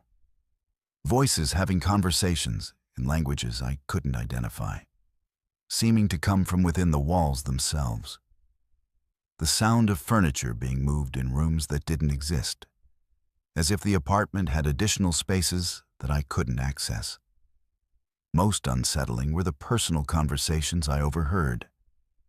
Discussions about daily activities, work problems, and family relationships that seemed to involve people who weren't there. I began researching the history of the building and discovered that my apartment had been constructed on the site of a boarding house that had operated from the early 1900s through the 1950s. Providing housing for miners, construction workers, and other transient laborers who came to Fairbanks during its early development. The boarding house had been destroyed in a fire in 1957, with several residents reported missing and never found. The current building had been constructed on the same foundation, using some of the original basement infrastructure. City records indicated that several previous tenants of my specific apartment had broken their leases early, citing personal reasons or family emergencies, but providing no additional details. Armed with this historical information, I began to understand that the objects appearing in my apartment weren't random accumulations of forgotten belongings. They were personal possessions of people who had lived and died in that space decades earlier. The conversations I heard weren't coming from current neighbors, but from former residents whose presence somehow persisted in the building. The rearrangement of my belongings wasn't malicious vandalism, but the continuation of daily routines by people who didn't realize they were no longer alive. My apartment existed in a space where multiple time periods overlapped, where the past refused to remain in the past. The final incident occurred during the spring thaw in April, when warming temperatures began melting the accumulated snow and ice. I returned from classes to find my apartment filled with the belongings of dozens of people. Suitcases packed with clothing from different decades, personal photographs spanning nearly a century, letters and documents written in multiple languages, tools and equipment from industries that no longer existed in Fairbanks. The accumulation was so extensive that I could barely move through the rooms, as if every person who had ever lived in that space had decided to move back in simultaneously. That night, I packed my essential belongings and moved out permanently, forfeiting my security deposit and breaking my lease without explanation. I spent the remaining months of my senior year sleeping on friends' couches and cramming for final exams while trying to process what I had experienced. I graduated on schedule and left Alaska immediately afterward, taking a job in a warmer climate where basements are rare and buildings don't carry the accumulated weight of decades of human tragedy. I never reported my experiences to the landlord or to university counseling services, knowing that my story would be dismissed as stress-induced hallucinations or the product of seasonal depression. But I kept the photographs and documentation I had gathered, along with copies of the historical research I had conducted. The evidence clearly shows that my apartment served as a kind of temporal intersection, where the boundaries between past and present broke down completely, allowing the memories and possessions of former residents to manifest in the physical world. Sometimes, when I'm feeling particularly vulnerable or isolated, I can still hear the conversations from that basement apartment, the voices of people discussing their daily concerns and sharing their hopes and fears as if they were still alive. I understand now that some locations accumulate human experience in ways that transcend normal concepts of time and space, creating environments where the living and the dead coexist without clear boundaries. My basement apartment in Fairbanks was one such place, a repository of human memory and emotion that continues to operate according to its own mysterious rules. I've never returned to Fairbanks, and I've never lived in another basement apartment. The experience taught me that some spaces hold more than just furniture and personal belongings. They hold the accumulated energy of everyone who has ever called them home, creating a kind of psychic archaeology where past lives continue to unfold alongside present reality. For 3 months, I shared my living space with the ghosts of Fairbanks' early residents, learning that the boundary between life and death is far more permeable than most people realize, especially in places where human suffering and loss have left permanent impressions on the physical environment. My name is Maxwell, but most people who know me call me Buck. I've been a park ranger for 34 years, with the last 26 of those spent working in Alaska's Arctic National Wildlife Refuge. If you've never been there, It's hard to describe the sheer scale and pristine beauty of the place. 19.6 million acres of untouched wilderness, where the Brooks Range meets the Arctic Ocean, where caribou migrate in herds of hundreds of thousands, and where the aurora borealis paints the winter sky in colors that make you question everything you thought you knew about light and darkness. It's a place that changes you, that gets into your blood and makes everywhere else seem small and tame by comparison. But it's also a place that holds secrets. And during my final season as a ranger, I discovered that some of those secrets are more disturbing than anything I could have imagined. The spring thaw of 2019 came early that year, with temperatures rising faster than normal and the permafrost beginning to soften in ways that veteran rangers found concerning. Climate change was affecting the Arctic more rapidly than anywhere else on Earth, and we were seeing changes in wildlife patterns, vegetation growth, and ice formation that were unprecedented in the historical record. As the senior ranger for the eastern sector of the refuge, it was my job to monitor these changes and document any unusual phenomena that might indicate broader ecological shifts. What I found that spring went far beyond climate science and into territory that challenged everything I thought I knew about the natural world. I was conducting routine patrols in late April, checking on research camps and monitoring caribou migration routes, when I discovered tracks that stopped me cold. They were in a muddy area near a small lake, pressed deep into the soft ground by something that had passed through recently, probably within the previous 24 hours based on the condition of the impressions. At first glance, I thought they might be bear tracks, but as I knelt down to examine them more closely, I realized they were unlike anything I had ever seen in over 3 decades of wilderness work. The prints were enormous, nearly 18 inches long and 7 inches wide, with a distinctly humanoid shape that showed 5 separate toe impressions and what appeared to be an arch in the middle of the foot. But what made them truly unsettling were the claw marks.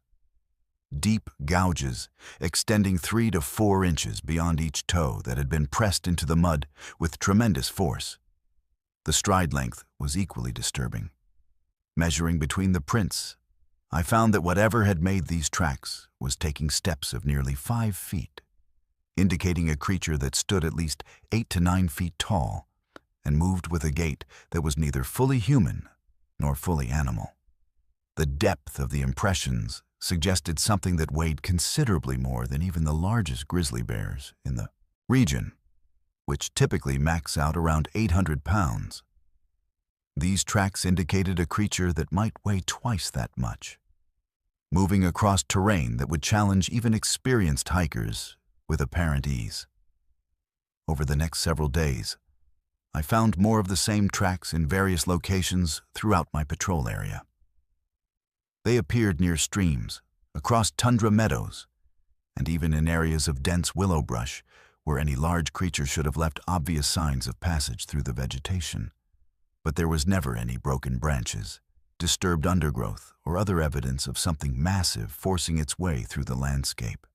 Whatever was making these tracks moved through the wilderness with a stealth and precision that seemed impossible for something of its apparent size and weight.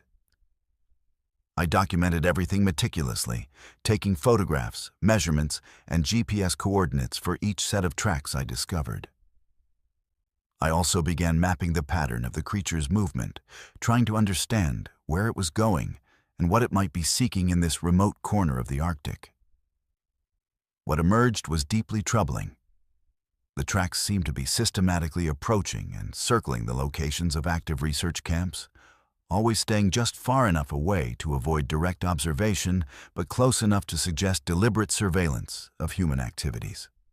When I reported my findings to the refugee management and shared the documentation with the research teams currently working in the area, the response was mixed. Some scientists were intrigued by the possibility of discovering an unknown species. while others suggested that the tracks might be the result of known animals moving in unusual patterns due to environmental changes. A few researchers speculated that they might be dealing with individual bears that had been affected by climate change in ways that altered their typical behavior and movement patterns. But none of these explanations accounted for the size, shape, and pattern of the tracks I was finding. The situation took a darker turn during the second week of May, when a research team studying permafrost changes failed to check in for their scheduled radio contact. The team consisted of 3 experienced scientists: Dr. Patricia Miller from the University of Alaska, Dr. James Chen from the Smithsonian Institution, and graduate student Rebecca Torres from Colorado State University. They had been conducting core sampling about 12 miles from the main research station, in an area I had patrolled regularly and where I had found several sets of the mysterious tracks over the previous weeks.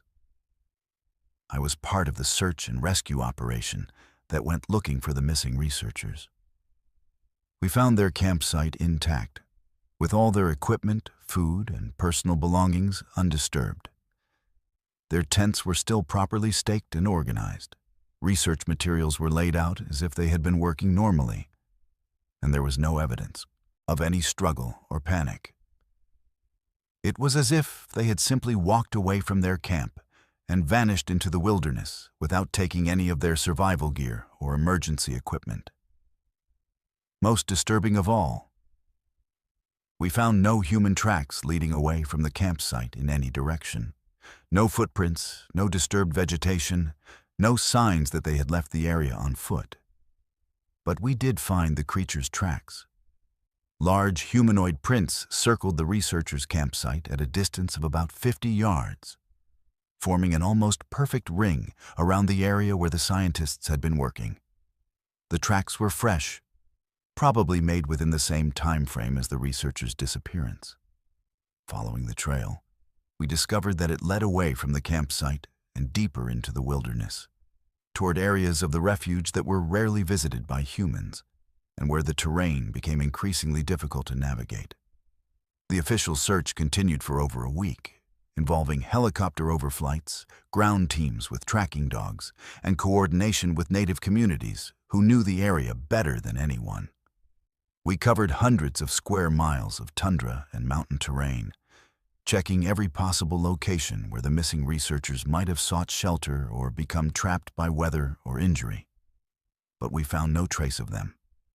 No bodies, no equipment, no signs that they had survived their disappearance or died in any location we could identify. It was as if they had simply been erased from the landscape. During the extended search operation, other rangers and search team members began reporting their own sightings of the mysterious tracks. The prints appeared in locations throughout the eastern sector of the refuge, always with the same enormous size and humanoid characteristics, always seeming to watch and follow human activity from a distance.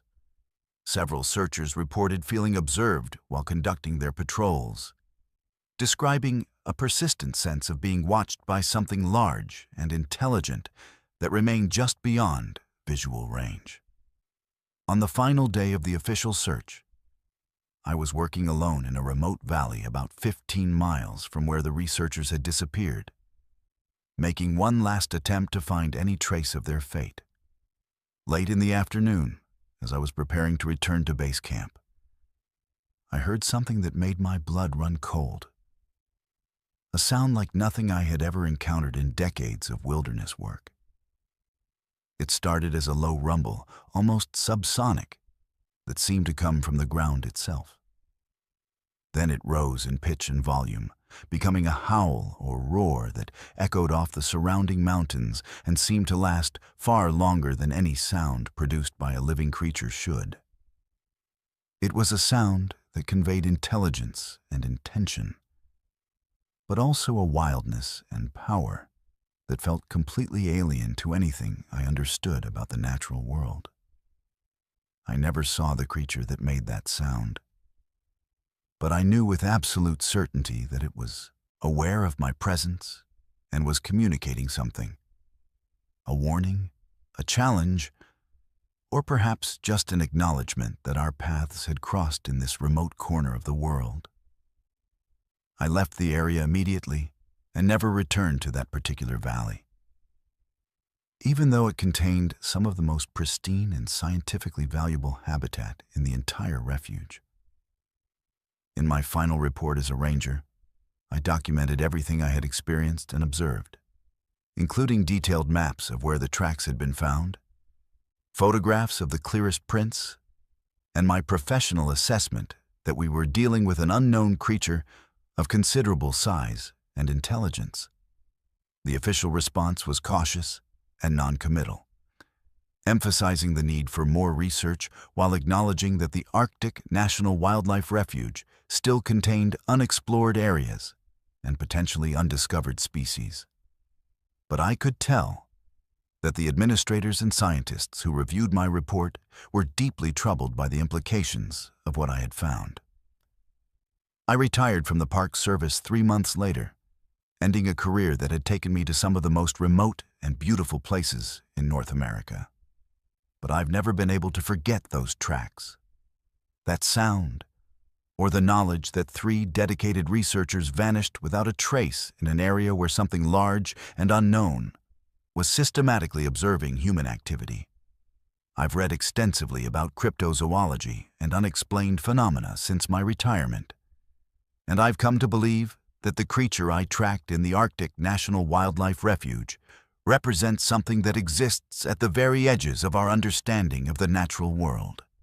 The indigenous peoples of Alaska have stories about creatures that live in the deepest wilderness, beings that are neither fully animal nor fully human, entities that possess intelligence and capabilities that allow them to move through the landscape in ways that defy conventional understanding.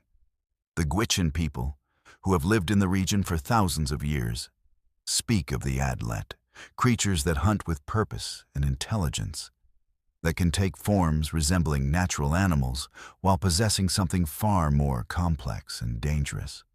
I believe that what I encountered during my final season as a ranger was one of these ancient beings, something that has learned to coexist with the changing Arctic environment while remaining invisible to human science and understanding.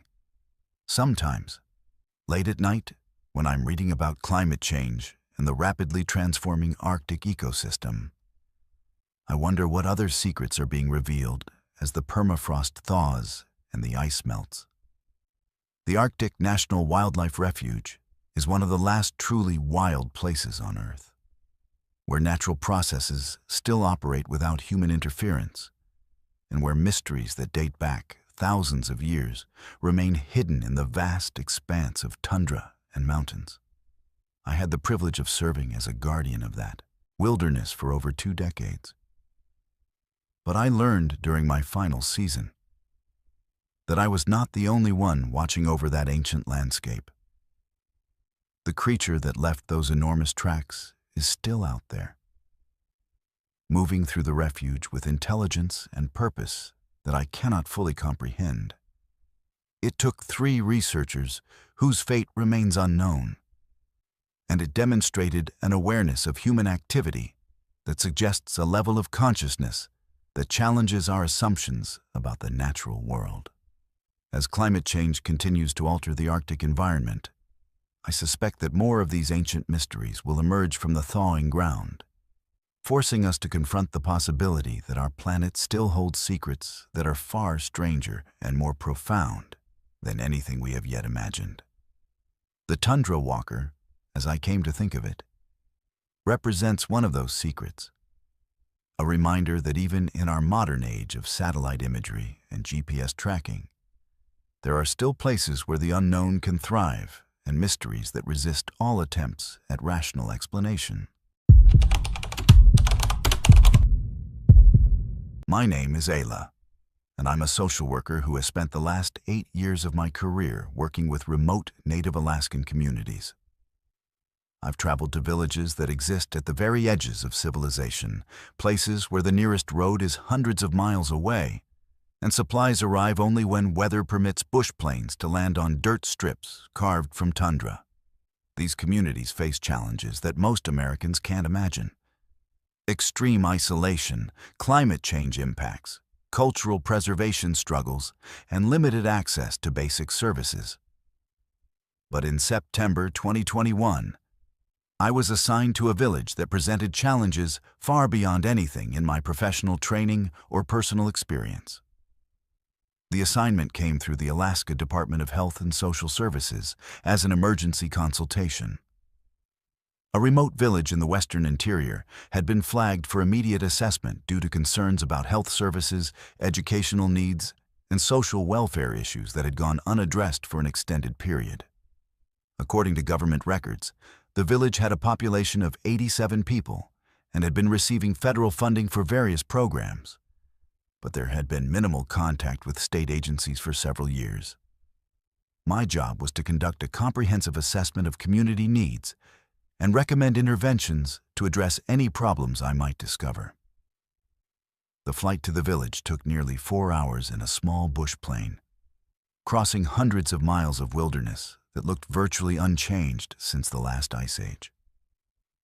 The pilot, a grizzled veteran named Charlie, who'd been flying in Alaska for 30 years, mentioned that he'd only been to this particular village twice before, and both times had been strange experiences that he couldn't quite explain.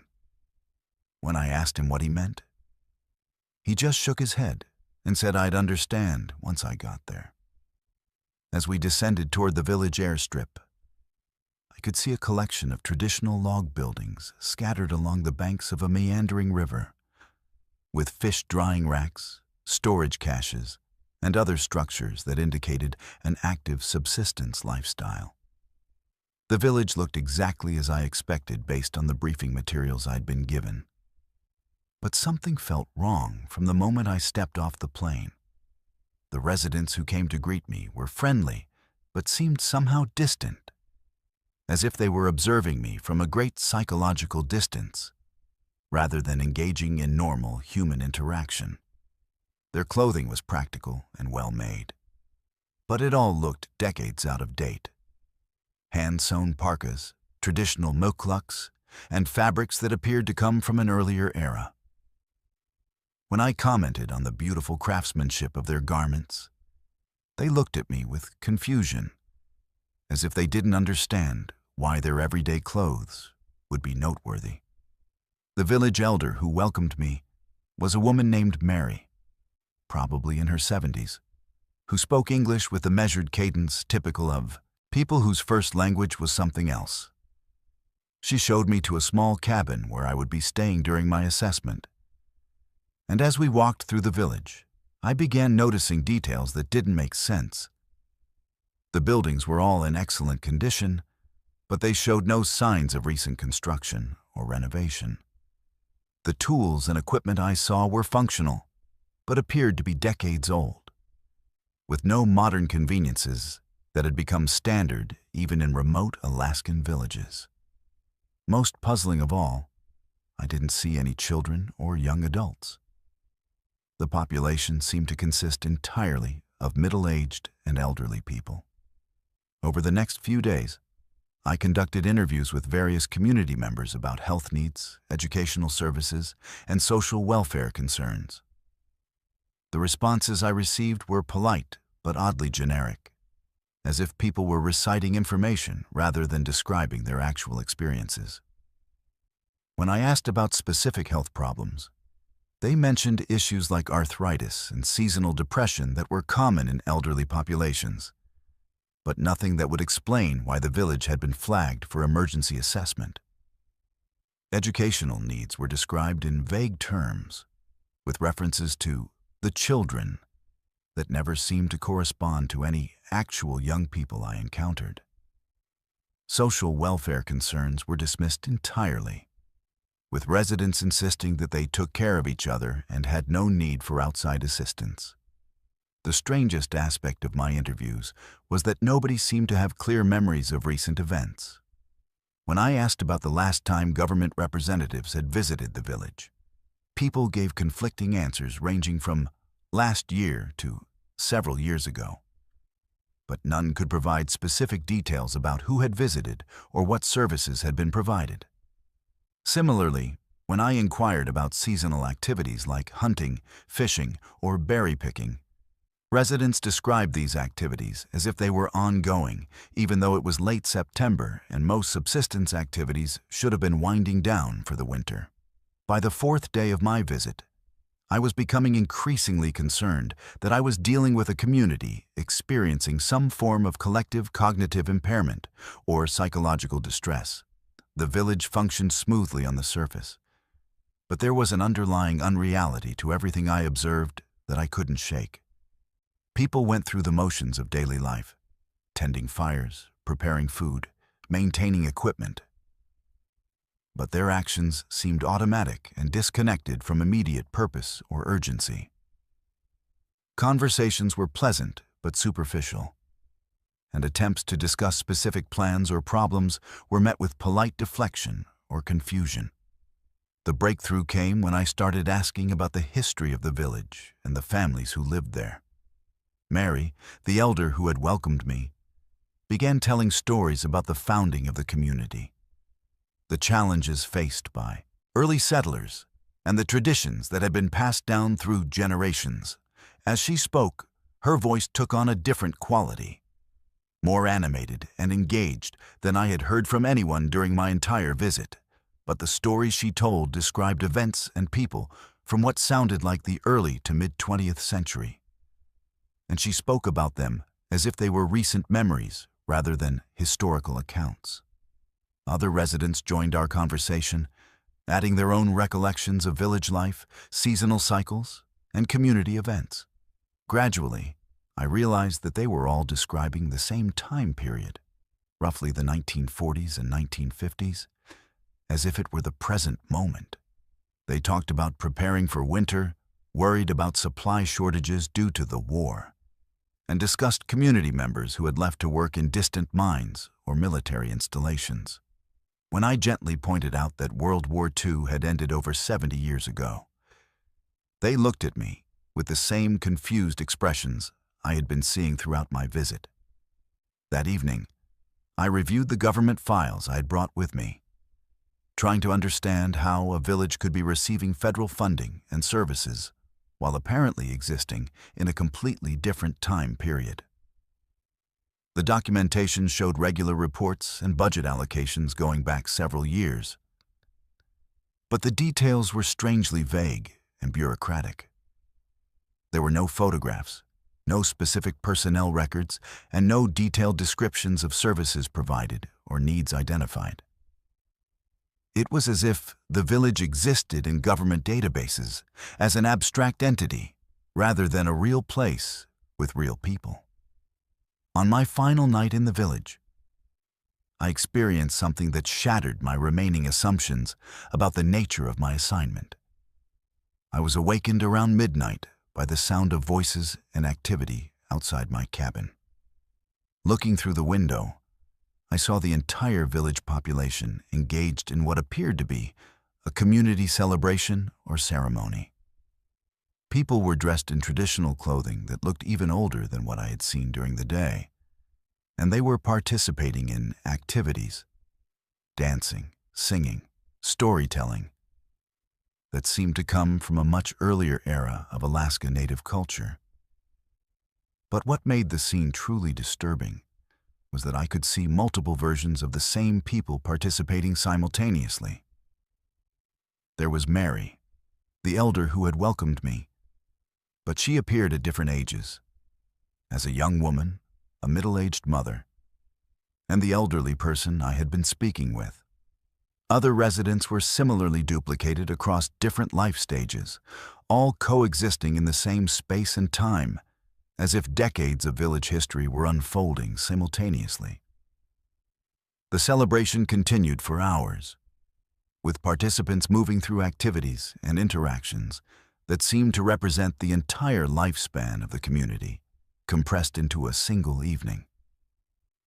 When I emerged from my cabin the next morning, the village had returned to its normal appearance, and residents greeted me as if nothing unusual had occurred. But I noticed that some of the people I spoke with seemed slightly different than they had the day before.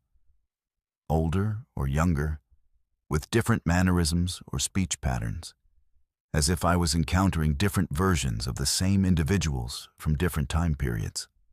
When the bush plane arrived to take me back to Anchorage, I was relieved to leave, but also deeply unsettled by the knowledge that I might never understand what I had experienced.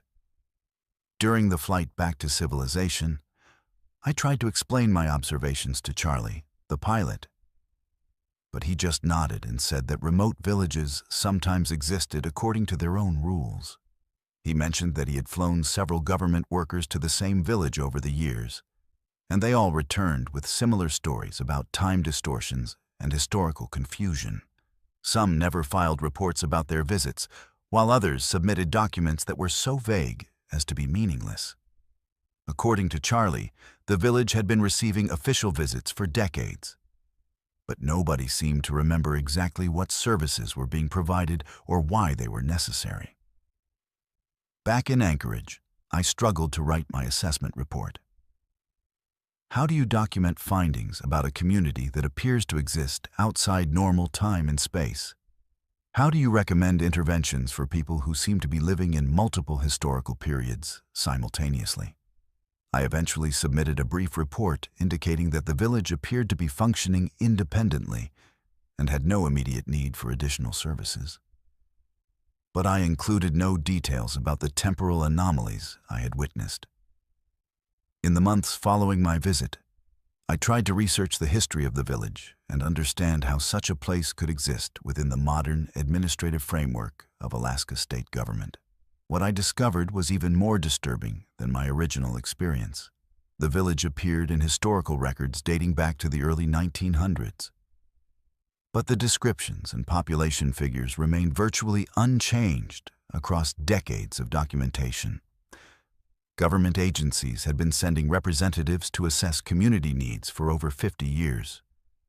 But the reports from these visits were all remarkably similar. Brief, vague, and ultimately concluding that no immediate intervention was necessary. I began to suspect that the village existed as a kind of temporal preserve, a place where a traditional Alaska Native community had been frozen in time by forces beyond human understanding. The residents weren't suffering from cognitive impairment or psychological distress.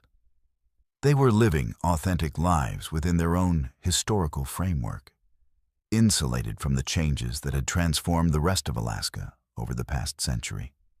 The government visits and funding allocations weren't providing actual services, but were somehow maintaining the bureaucratic fiction that allowed the village to continue existing within the modern world while operating according to its own mysterious rules. I never returned to that village, and I never spoke publicly about what I experienced there. My career as a social worker continued, taking me to other remote communities throughout Alaska, but none of them challenged my understanding of reality the way that one assignment did. Sometimes, late at night when I'm reviewing case files or preparing for field visits, I think about Mary and the other residents of that impossible village, wondering if they're still living their lives according to the rhythms of 70 years ago, still preparing for winters and wars that ended decades before I was born. Alaska is full of places that exist at the margins of the modern world, communities that maintain traditional ways of life, despite the pressures of globalization and technological change. But some of these places exist beyond the margins, in spaces where time itself becomes fluid, and the boundaries between past and present dissolve completely. The village I visited in September 2021 was one such place. A reminder that even in our connected, documented, and regulated world, there are still mysteries that resist explanation and communities that operate according to rules that no government agency or social service professional will ever fully understand. My name is Emmanuel, and I am an atmospheric physicist who has spent the last 15 years studying the ionosphere at a remote research station in interior Alaska. Our facility sits directly beneath the auroral oval, that magnificent ring of electromagnetic activity that circles Earth's magnetic poles and produces the northern lights. The station, located about 60 miles north of Fairbanks in some of the most isolated terrain in North America, houses sophisticated equipment designed to monitor the complex interactions between solar particles and our planet's magnetic field. For over a decade, I thought I understood the aurora, its causes, its patterns, its predictable responses to solar weather. But during the winter of 2022, my team and I discovered that the aurora was far more than a passive display of natural forces. It was something that could learn, respond, and possibly even communicate. Our research station operates as part of a network of facilities studying the ionosphere, the highly charged layer of Earth's atmosphere extending from about 50 to 600 miles above the surface, where the aurora forms when solar particles interact with atmospheric gases. We use an array of high-frequency radio transmitters and sophisticated receivers to send signals bouncing off the ionosphere, studying how it reflects and absorbs radio waves under different conditions. This research has practical applications for everything from GPS accuracy to long-distance radio communications, and it helps us understand the fundamental physics of plasma interactions in space. The work is methodical, technical, and usually completely predictable, until that December night when everything changed. I was conducting routine late-night monitoring of our radio transmissions when I noticed anomalies in the reflected signals that didn't match any known patterns of ionospheric behavior. Instead of the typical broad-spectrum reflections we expected, our receivers were picking up structured, organized bursts of radio energy that seemed to be responding directly to the specific frequencies we were transmitting. The patterns weren't random atmospheric noise or interference from solar storms. They were coherent, deliberate sequences that changed in real time as we adjusted our broadcast parameters. When we increased the power of our transmissions, the responding signals became stronger. When we shifted frequencies, the responses shifted accordingly. It was as if something in the ionosphere was actively listening to our radio signals and responding with its own transmissions. Initially, I assumed we were dealing with equipment malfunction or some form of sophisticated electronic interference. But after running diagnostic tests on all our instruments and consulting with other research stations in the network, we confirmed that our equipment was functioning normally and that no other facilities were generating the mysterious response signals. The phenomenon was localized to our station and seemed to be directly related to the aurora activity occurring in the sky above us. When the northern lights were bright and active, the radio responses were strong and complex. During periods of minimal auroral activity, the responses diminished or disappeared entirely. Over the following weeks, my team and I began conducting systematic experiments to understand the nature of this interaction. We discovered that the aurora was not just passively reflecting our radio signals. It was actively modulating them, creating new patterns and frequencies that bore no resemblance to what we had transmitted. More disturbing still, the responses seemed to be growing more sophisticated over time, as if whatever was generating them was learning from our communications and developing increasingly complex methods of interaction. We started documenting patterns that resembled mathematical sequences, fractal structures, and even crude attempts at mimicking the modulation patterns we used in our own transmissions. The visual manifestations were equally unsettling. During our radio experiments, the aurora above our station would change its behavior in ways that defied normal understanding of auroral physics. Instead of the typical flowing curtains and shimmering arcs we expected, the lights would form geometric patterns, spirals, concentric circles, and angular shapes that pulsed in synchronization with our radio transmissions. When we sent out specific frequency patterns, the aurora would brighten or dim in corresponding rhythms. When we transmitted rapid bursts of radio energy, the lights would flicker in matching sequences. It was as if the entire ionosphere above our station had become a massive display screen responding to our signals. My colleague, Dr. Sarah Chen, a plasma specialist who had worked with me for 8 years, was the first to suggest that we might be dealing with some form of intelligence rather than just unusual natural phenomena. She pointed out that the response patterns we were recording showed characteristics of adaptive learning. They became more complex and accurate over time, suggesting that whatever was generating them was improving its ability to interpret and respond to our communications. Other team members were more skeptical, arguing that we might be observing some previously unknown form of plasma physics or electromagnetic resonance that only appeared to be intelligent because we didn't understand the underlying mechanisms. The debate became more urgent when we started receiving radio transmissions that we hadn't initiated. During quiet periods when we weren't broadcasting, our receivers would suddenly activate with incoming signals that used frequencies and modulation patterns similar to our own equipment, but with subtle differences that suggested a non-human origin. These uninitiated transmissions often occurred during periods of intense auroral activity, and they seemed to be directed specifically at our station rather than broadcast randomly into space. When we attempted to respond to these signals with our own transmissions, they would immediately cease, only to resume hours later with different patterns and characteristics. The psychological impact on my team was significant. Several researchers reported experiencing unusual auditory phenomena during periods of intense aurora radio interaction. Faint musical tones, whispered voices, and rhythmic pulses that seemed to emanate from the ionosphere itself but couldn't be detected by our instruments. These auditory experiences always occurred when we were conducting our most active radio experiments, and they seemed to correlate with the complexity of the response signals we were receiving.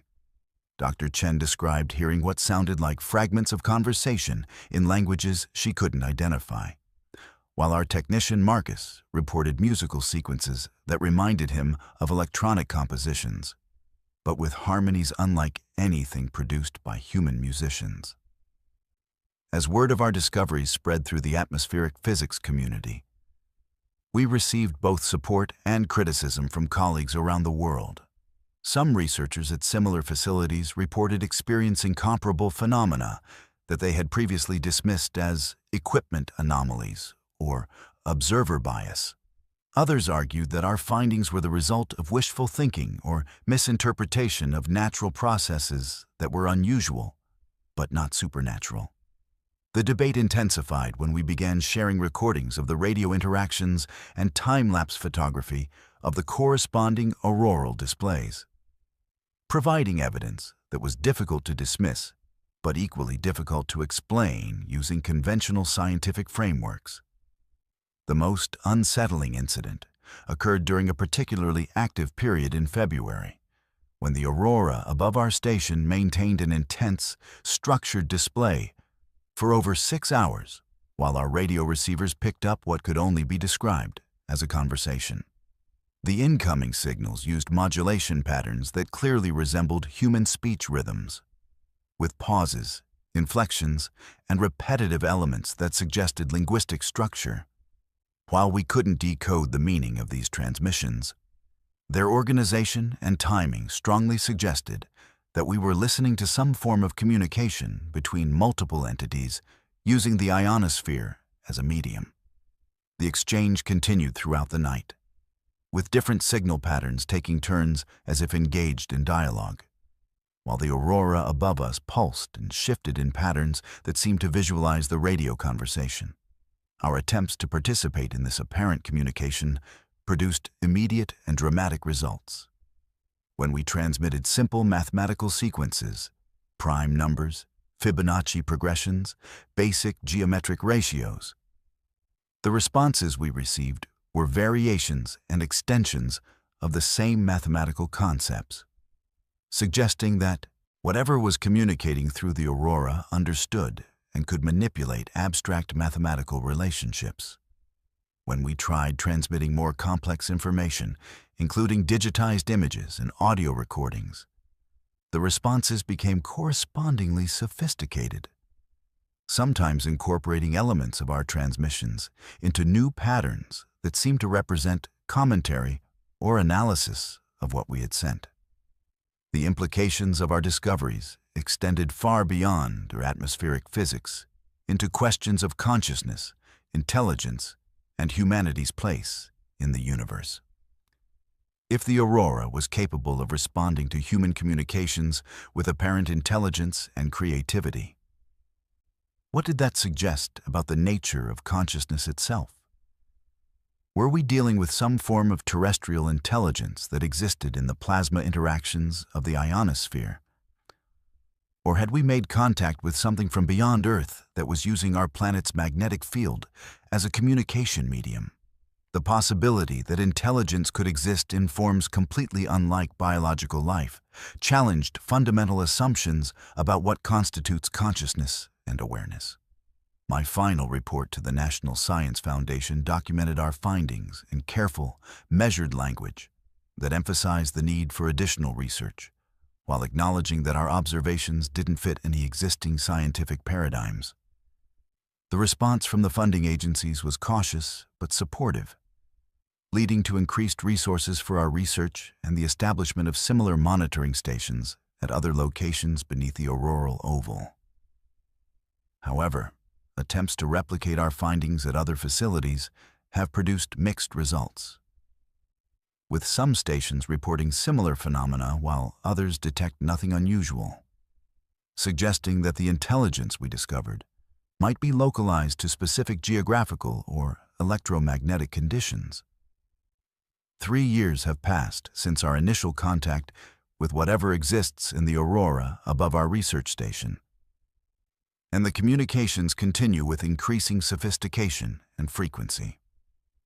We've developed protocols for structured exchanges, established what appears to be a basic vocabulary of mathematical and scientific concepts, and begun receiving information that seems to represent knowledge about plasma physics and electromagnetic interactions that exceeds current human understanding. The entity or entities we're communicating with appear to be teaching us, sharing insights about the nature of the ionosphere and its interactions with solar radiation that have already led to advances in our research. But perhaps most remarkably, the communications have begun to include what can only be described as philosophical content, patterns and sequences that seem to represent concepts about consciousness, existence, and the nature of intelligence itself. These transmissions suggest that whatever we're communicating with has been observing human development for an extended period and has developed opinions about our species' relationship with the natural world and our potential for further evolution. The messages are complex, often cryptic, and always profoundly challenging to our assumptions about intelligence, consciousness, and humanity's role in the cosmos. I continue to work at the research station, now serving as the primary liaison for what has become known unofficially as the Aurora Communication Project. Each night brings new exchanges, new insights, and new questions about the nature of consciousness and intelligence in the universe. The northern lights that once seemed like beautiful but predictable natural phenomena have revealed themselves to be something far more complex and mysterious. Unforgiving, a medium through which forms of intelligence, utterly unlike our own, can reach across the vast distances of space and time to make contact with humanity. What we learn from these communications and how we choose to respond to the knowledge being shared with us may determine the future course of human scientific and spiritual development in ways we're only beginning to understand. My name is Eden, and I am 67 years old now. What I'm about to tell you happened 15 years ago, during what should have been a routine ferry crossing in Alaska's Inside Passage. I was 52 then, still working as a high school English teacher, taking a winter break to visit my sister in Haines.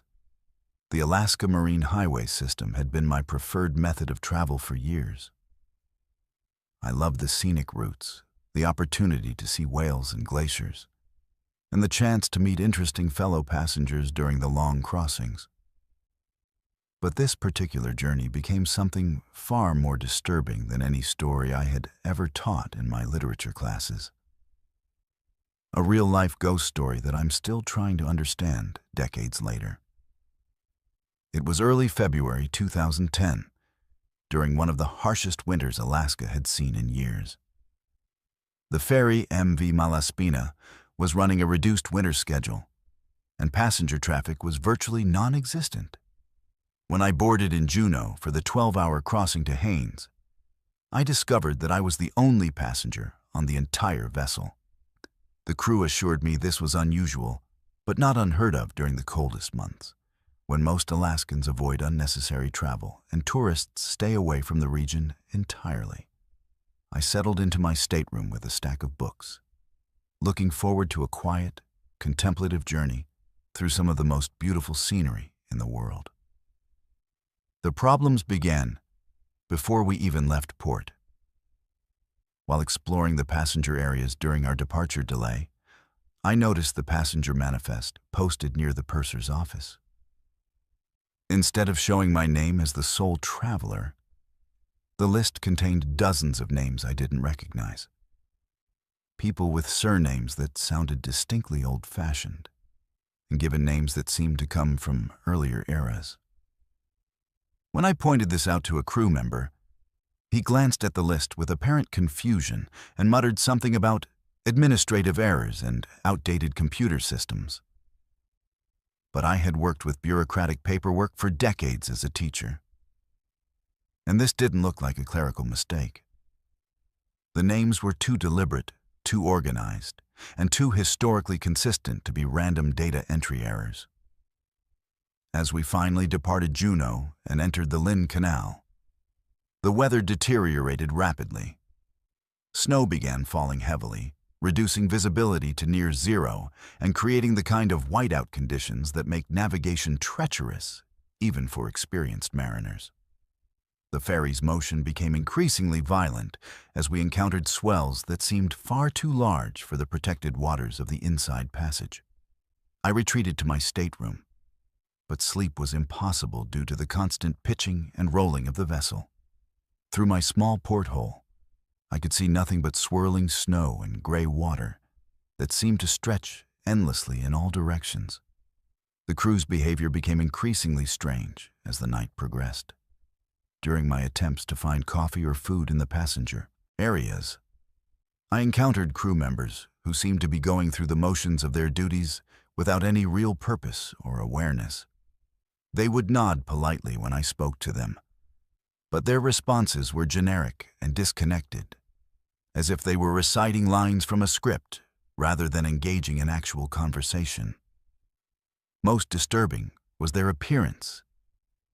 While their uniforms were correct and their work seemed professional, there was something indefinably wrong about them, as if they were slightly out of focus or not quite present in the same reality I was occupying.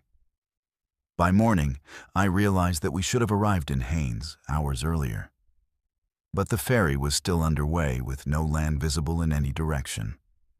When I asked crew members about our arrival time, they gave conflicting answers ranging from soon to we're making good time, without providing any specific information about our location or expected arrival. The ship's public address system, which normally provides regular updates about the journey's progress, remained completely silent. Most unsettling of all, the weather had cleared completely, revealing not the familiar fjords and mountains of southeast Alaska, but an endless expanse of gray water stretching to a featureless horizon. During what should have been the second day of the crossing, I began experiencing vivid dreams that felt more like memories than products of my imagination. I dreamed of being aboard the same ferry during different time periods, surrounded by passengers in clothing from the 1970s, 1980s, and 1990s. These dream passengers were engaged in conversations about events that had already happened in the past, but they spoke about them as if they were current news. I dreamed of accidents, storms, and emergencies that had affected Alaska Marine highway vessels over the decades, witnessing these events as if I had been present when they occurred. The most disturbing dream involved a winter crossing during the 1980s when the ferry I was on had encountered a severe storm that damaged the vessel and stranded passengers for days in conditions similar to what I was currently experiencing. In the dream, I watched as passengers and crew dealt with equipment failures, food shortages, and growing panic about their uncertain fate. But what made this dream truly terrifying was the realization that some of the passengers from that 1980s disaster were the same people whose names I had seen on the current passenger manifest. People who should have been decades older or deceased by 2010.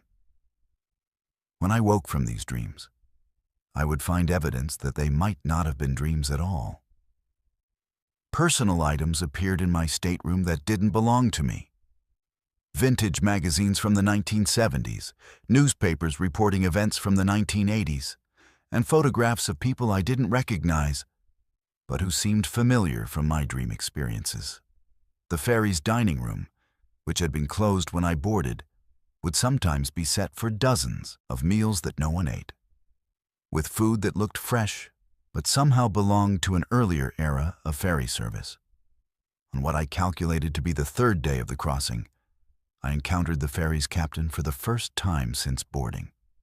He was an elderly man with weathered features and an expression of profound sadness that made him seem older than his years. When I asked him about our delay and expected arrival time, he studied me carefully before explaining that some crossings took longer than others, and that time moved differently on certain voyages. He hinted that the ferry sometimes carried passengers who were traveling not just between physical destinations, but between different periods of time, and that these journeys couldn't be measured by normal schedules or expectations.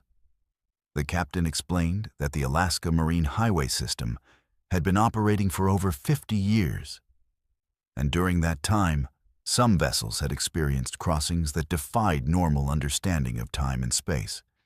He suggested that the ferry I was on might be one of these special vessels, designed to serve passengers who needed to complete journeys that had been interrupted by death, disaster, or other circumstances beyond their control.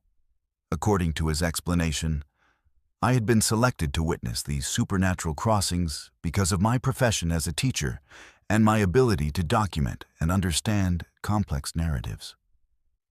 During the final days of the crossing, I had lost count of exactly how many days we had been at sea. I began to understand that the other passengers whose names appeared on the manifest were indeed present on the ferry, but existing in different temporal layers that occasionally overlapped with my own experience. I would catch glimpses of people in the corridors, hear conversations from the dining room, and sense activity in staterooms that appeared empty when I investigated. These phantom passengers were completing their own journeys according to schedules that belonged to different decades, all sharing the same vessel but experiencing it during their own historical periods. The crossing finally ended when the ferry docked at a small port that looked like Haines, but felt subtly wrong in ways I couldn't identify. The buildings were familiar, but seemed to represent the town as it had existed years earlier, with businesses that had closed and signs that had been changed decades ago. The few people I encountered were friendly, but spoke about current events that were actually historical, referring to political figures and cultural references that belonged to earlier eras. I spent several days in this version of Haines before finding transportation back to more familiar reality.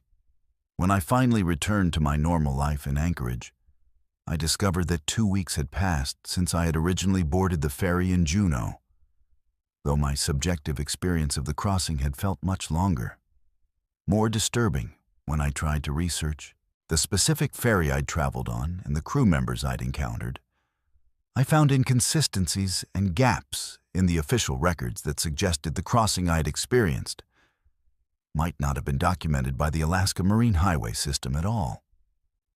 Some of the crew members I remembered appeared in historical photographs from earlier decades of ferry service, but showed no signs of aging between those old photographs and my recent encounters with them. I never took another Alaska Marine Highway ferry after that experience, choosing to fly or drive whenever I needed to travel within the state. But I've continued to research the history of the ferry system, and I've discovered accounts from other passengers who describe similar experiences of extended crossings, temporal displacement, and encounters with passengers and crew from different eras. These accounts are usually dismissed as folklore or the result of seasickness and disorientation, but they share too many specific details to be coincidental. My experience taught me that Alaska's vast distances and extreme conditions create environments where the normal rules of time and space can break down, allowing past and present to coexist in ways that challenge rational understanding. The ferry system, which has been connecting isolated communities for over half a century, has accumulated layers of history and memory that sometimes manifest as supernatural phenomena affecting contemporary travelers. My crossing was a journey not just through physical space, but through the accumulated experiences of decades of Alaskan maritime history. Sometimes, late at night when I'm grading papers or preparing lessons, I think about that strange crossing and wonder if the ferry is still out there, carrying passengers between destinations that exist in different time periods and serving people whose journeys were interrupted by circumstances beyond their control. I wonder if other travelers have had similar experiences, and whether the Alaska Marine Highway System maintains any official records of these supernatural crossings. Most of all, I wonder if I was chosen to witness and document these events because someone or something needed these stories to be preserved and shared with the living world. The Alaska Marine Highway System continues to operate its regular schedule, connecting communities throughout southeast and south-central Alaska with reliable, professional service. But somewhere in that network of ferries and routes, there may be vessels that serve passengers according to different schedules and different realities, completing journeys that began decades ago and helping lost souls find their way to destinations that exist beyond the boundaries of normal time and space. My crossing on the last ferry taught me that even in our modern, documented, and regulated world, there are still places where the impossible can happen and where the past refuses to remain safely in the past. These 11 stories represent just a glimpse into the mysteries that lurk in America's last frontier. Alaska's vast wilderness holds secrets that challenge our understanding of reality itself. From voices beneath the ice to creatures that shouldn't exist. From villages trapped in time to ferries that sail between worlds. If these tales of terror from the frozen north have sent chills down your spine, make sure to subscribe to Verified Fears for more spine-tingling stories from the darkest corners of our world. Hit that notification bell, because you never know when the next horrifying tale will surface from the shadows. And remember, in Alaska, the wilderness is always watching, always waiting, and sometimes it watches back. Stay vigilant, stay subscribed, and never venture into the unknown alone.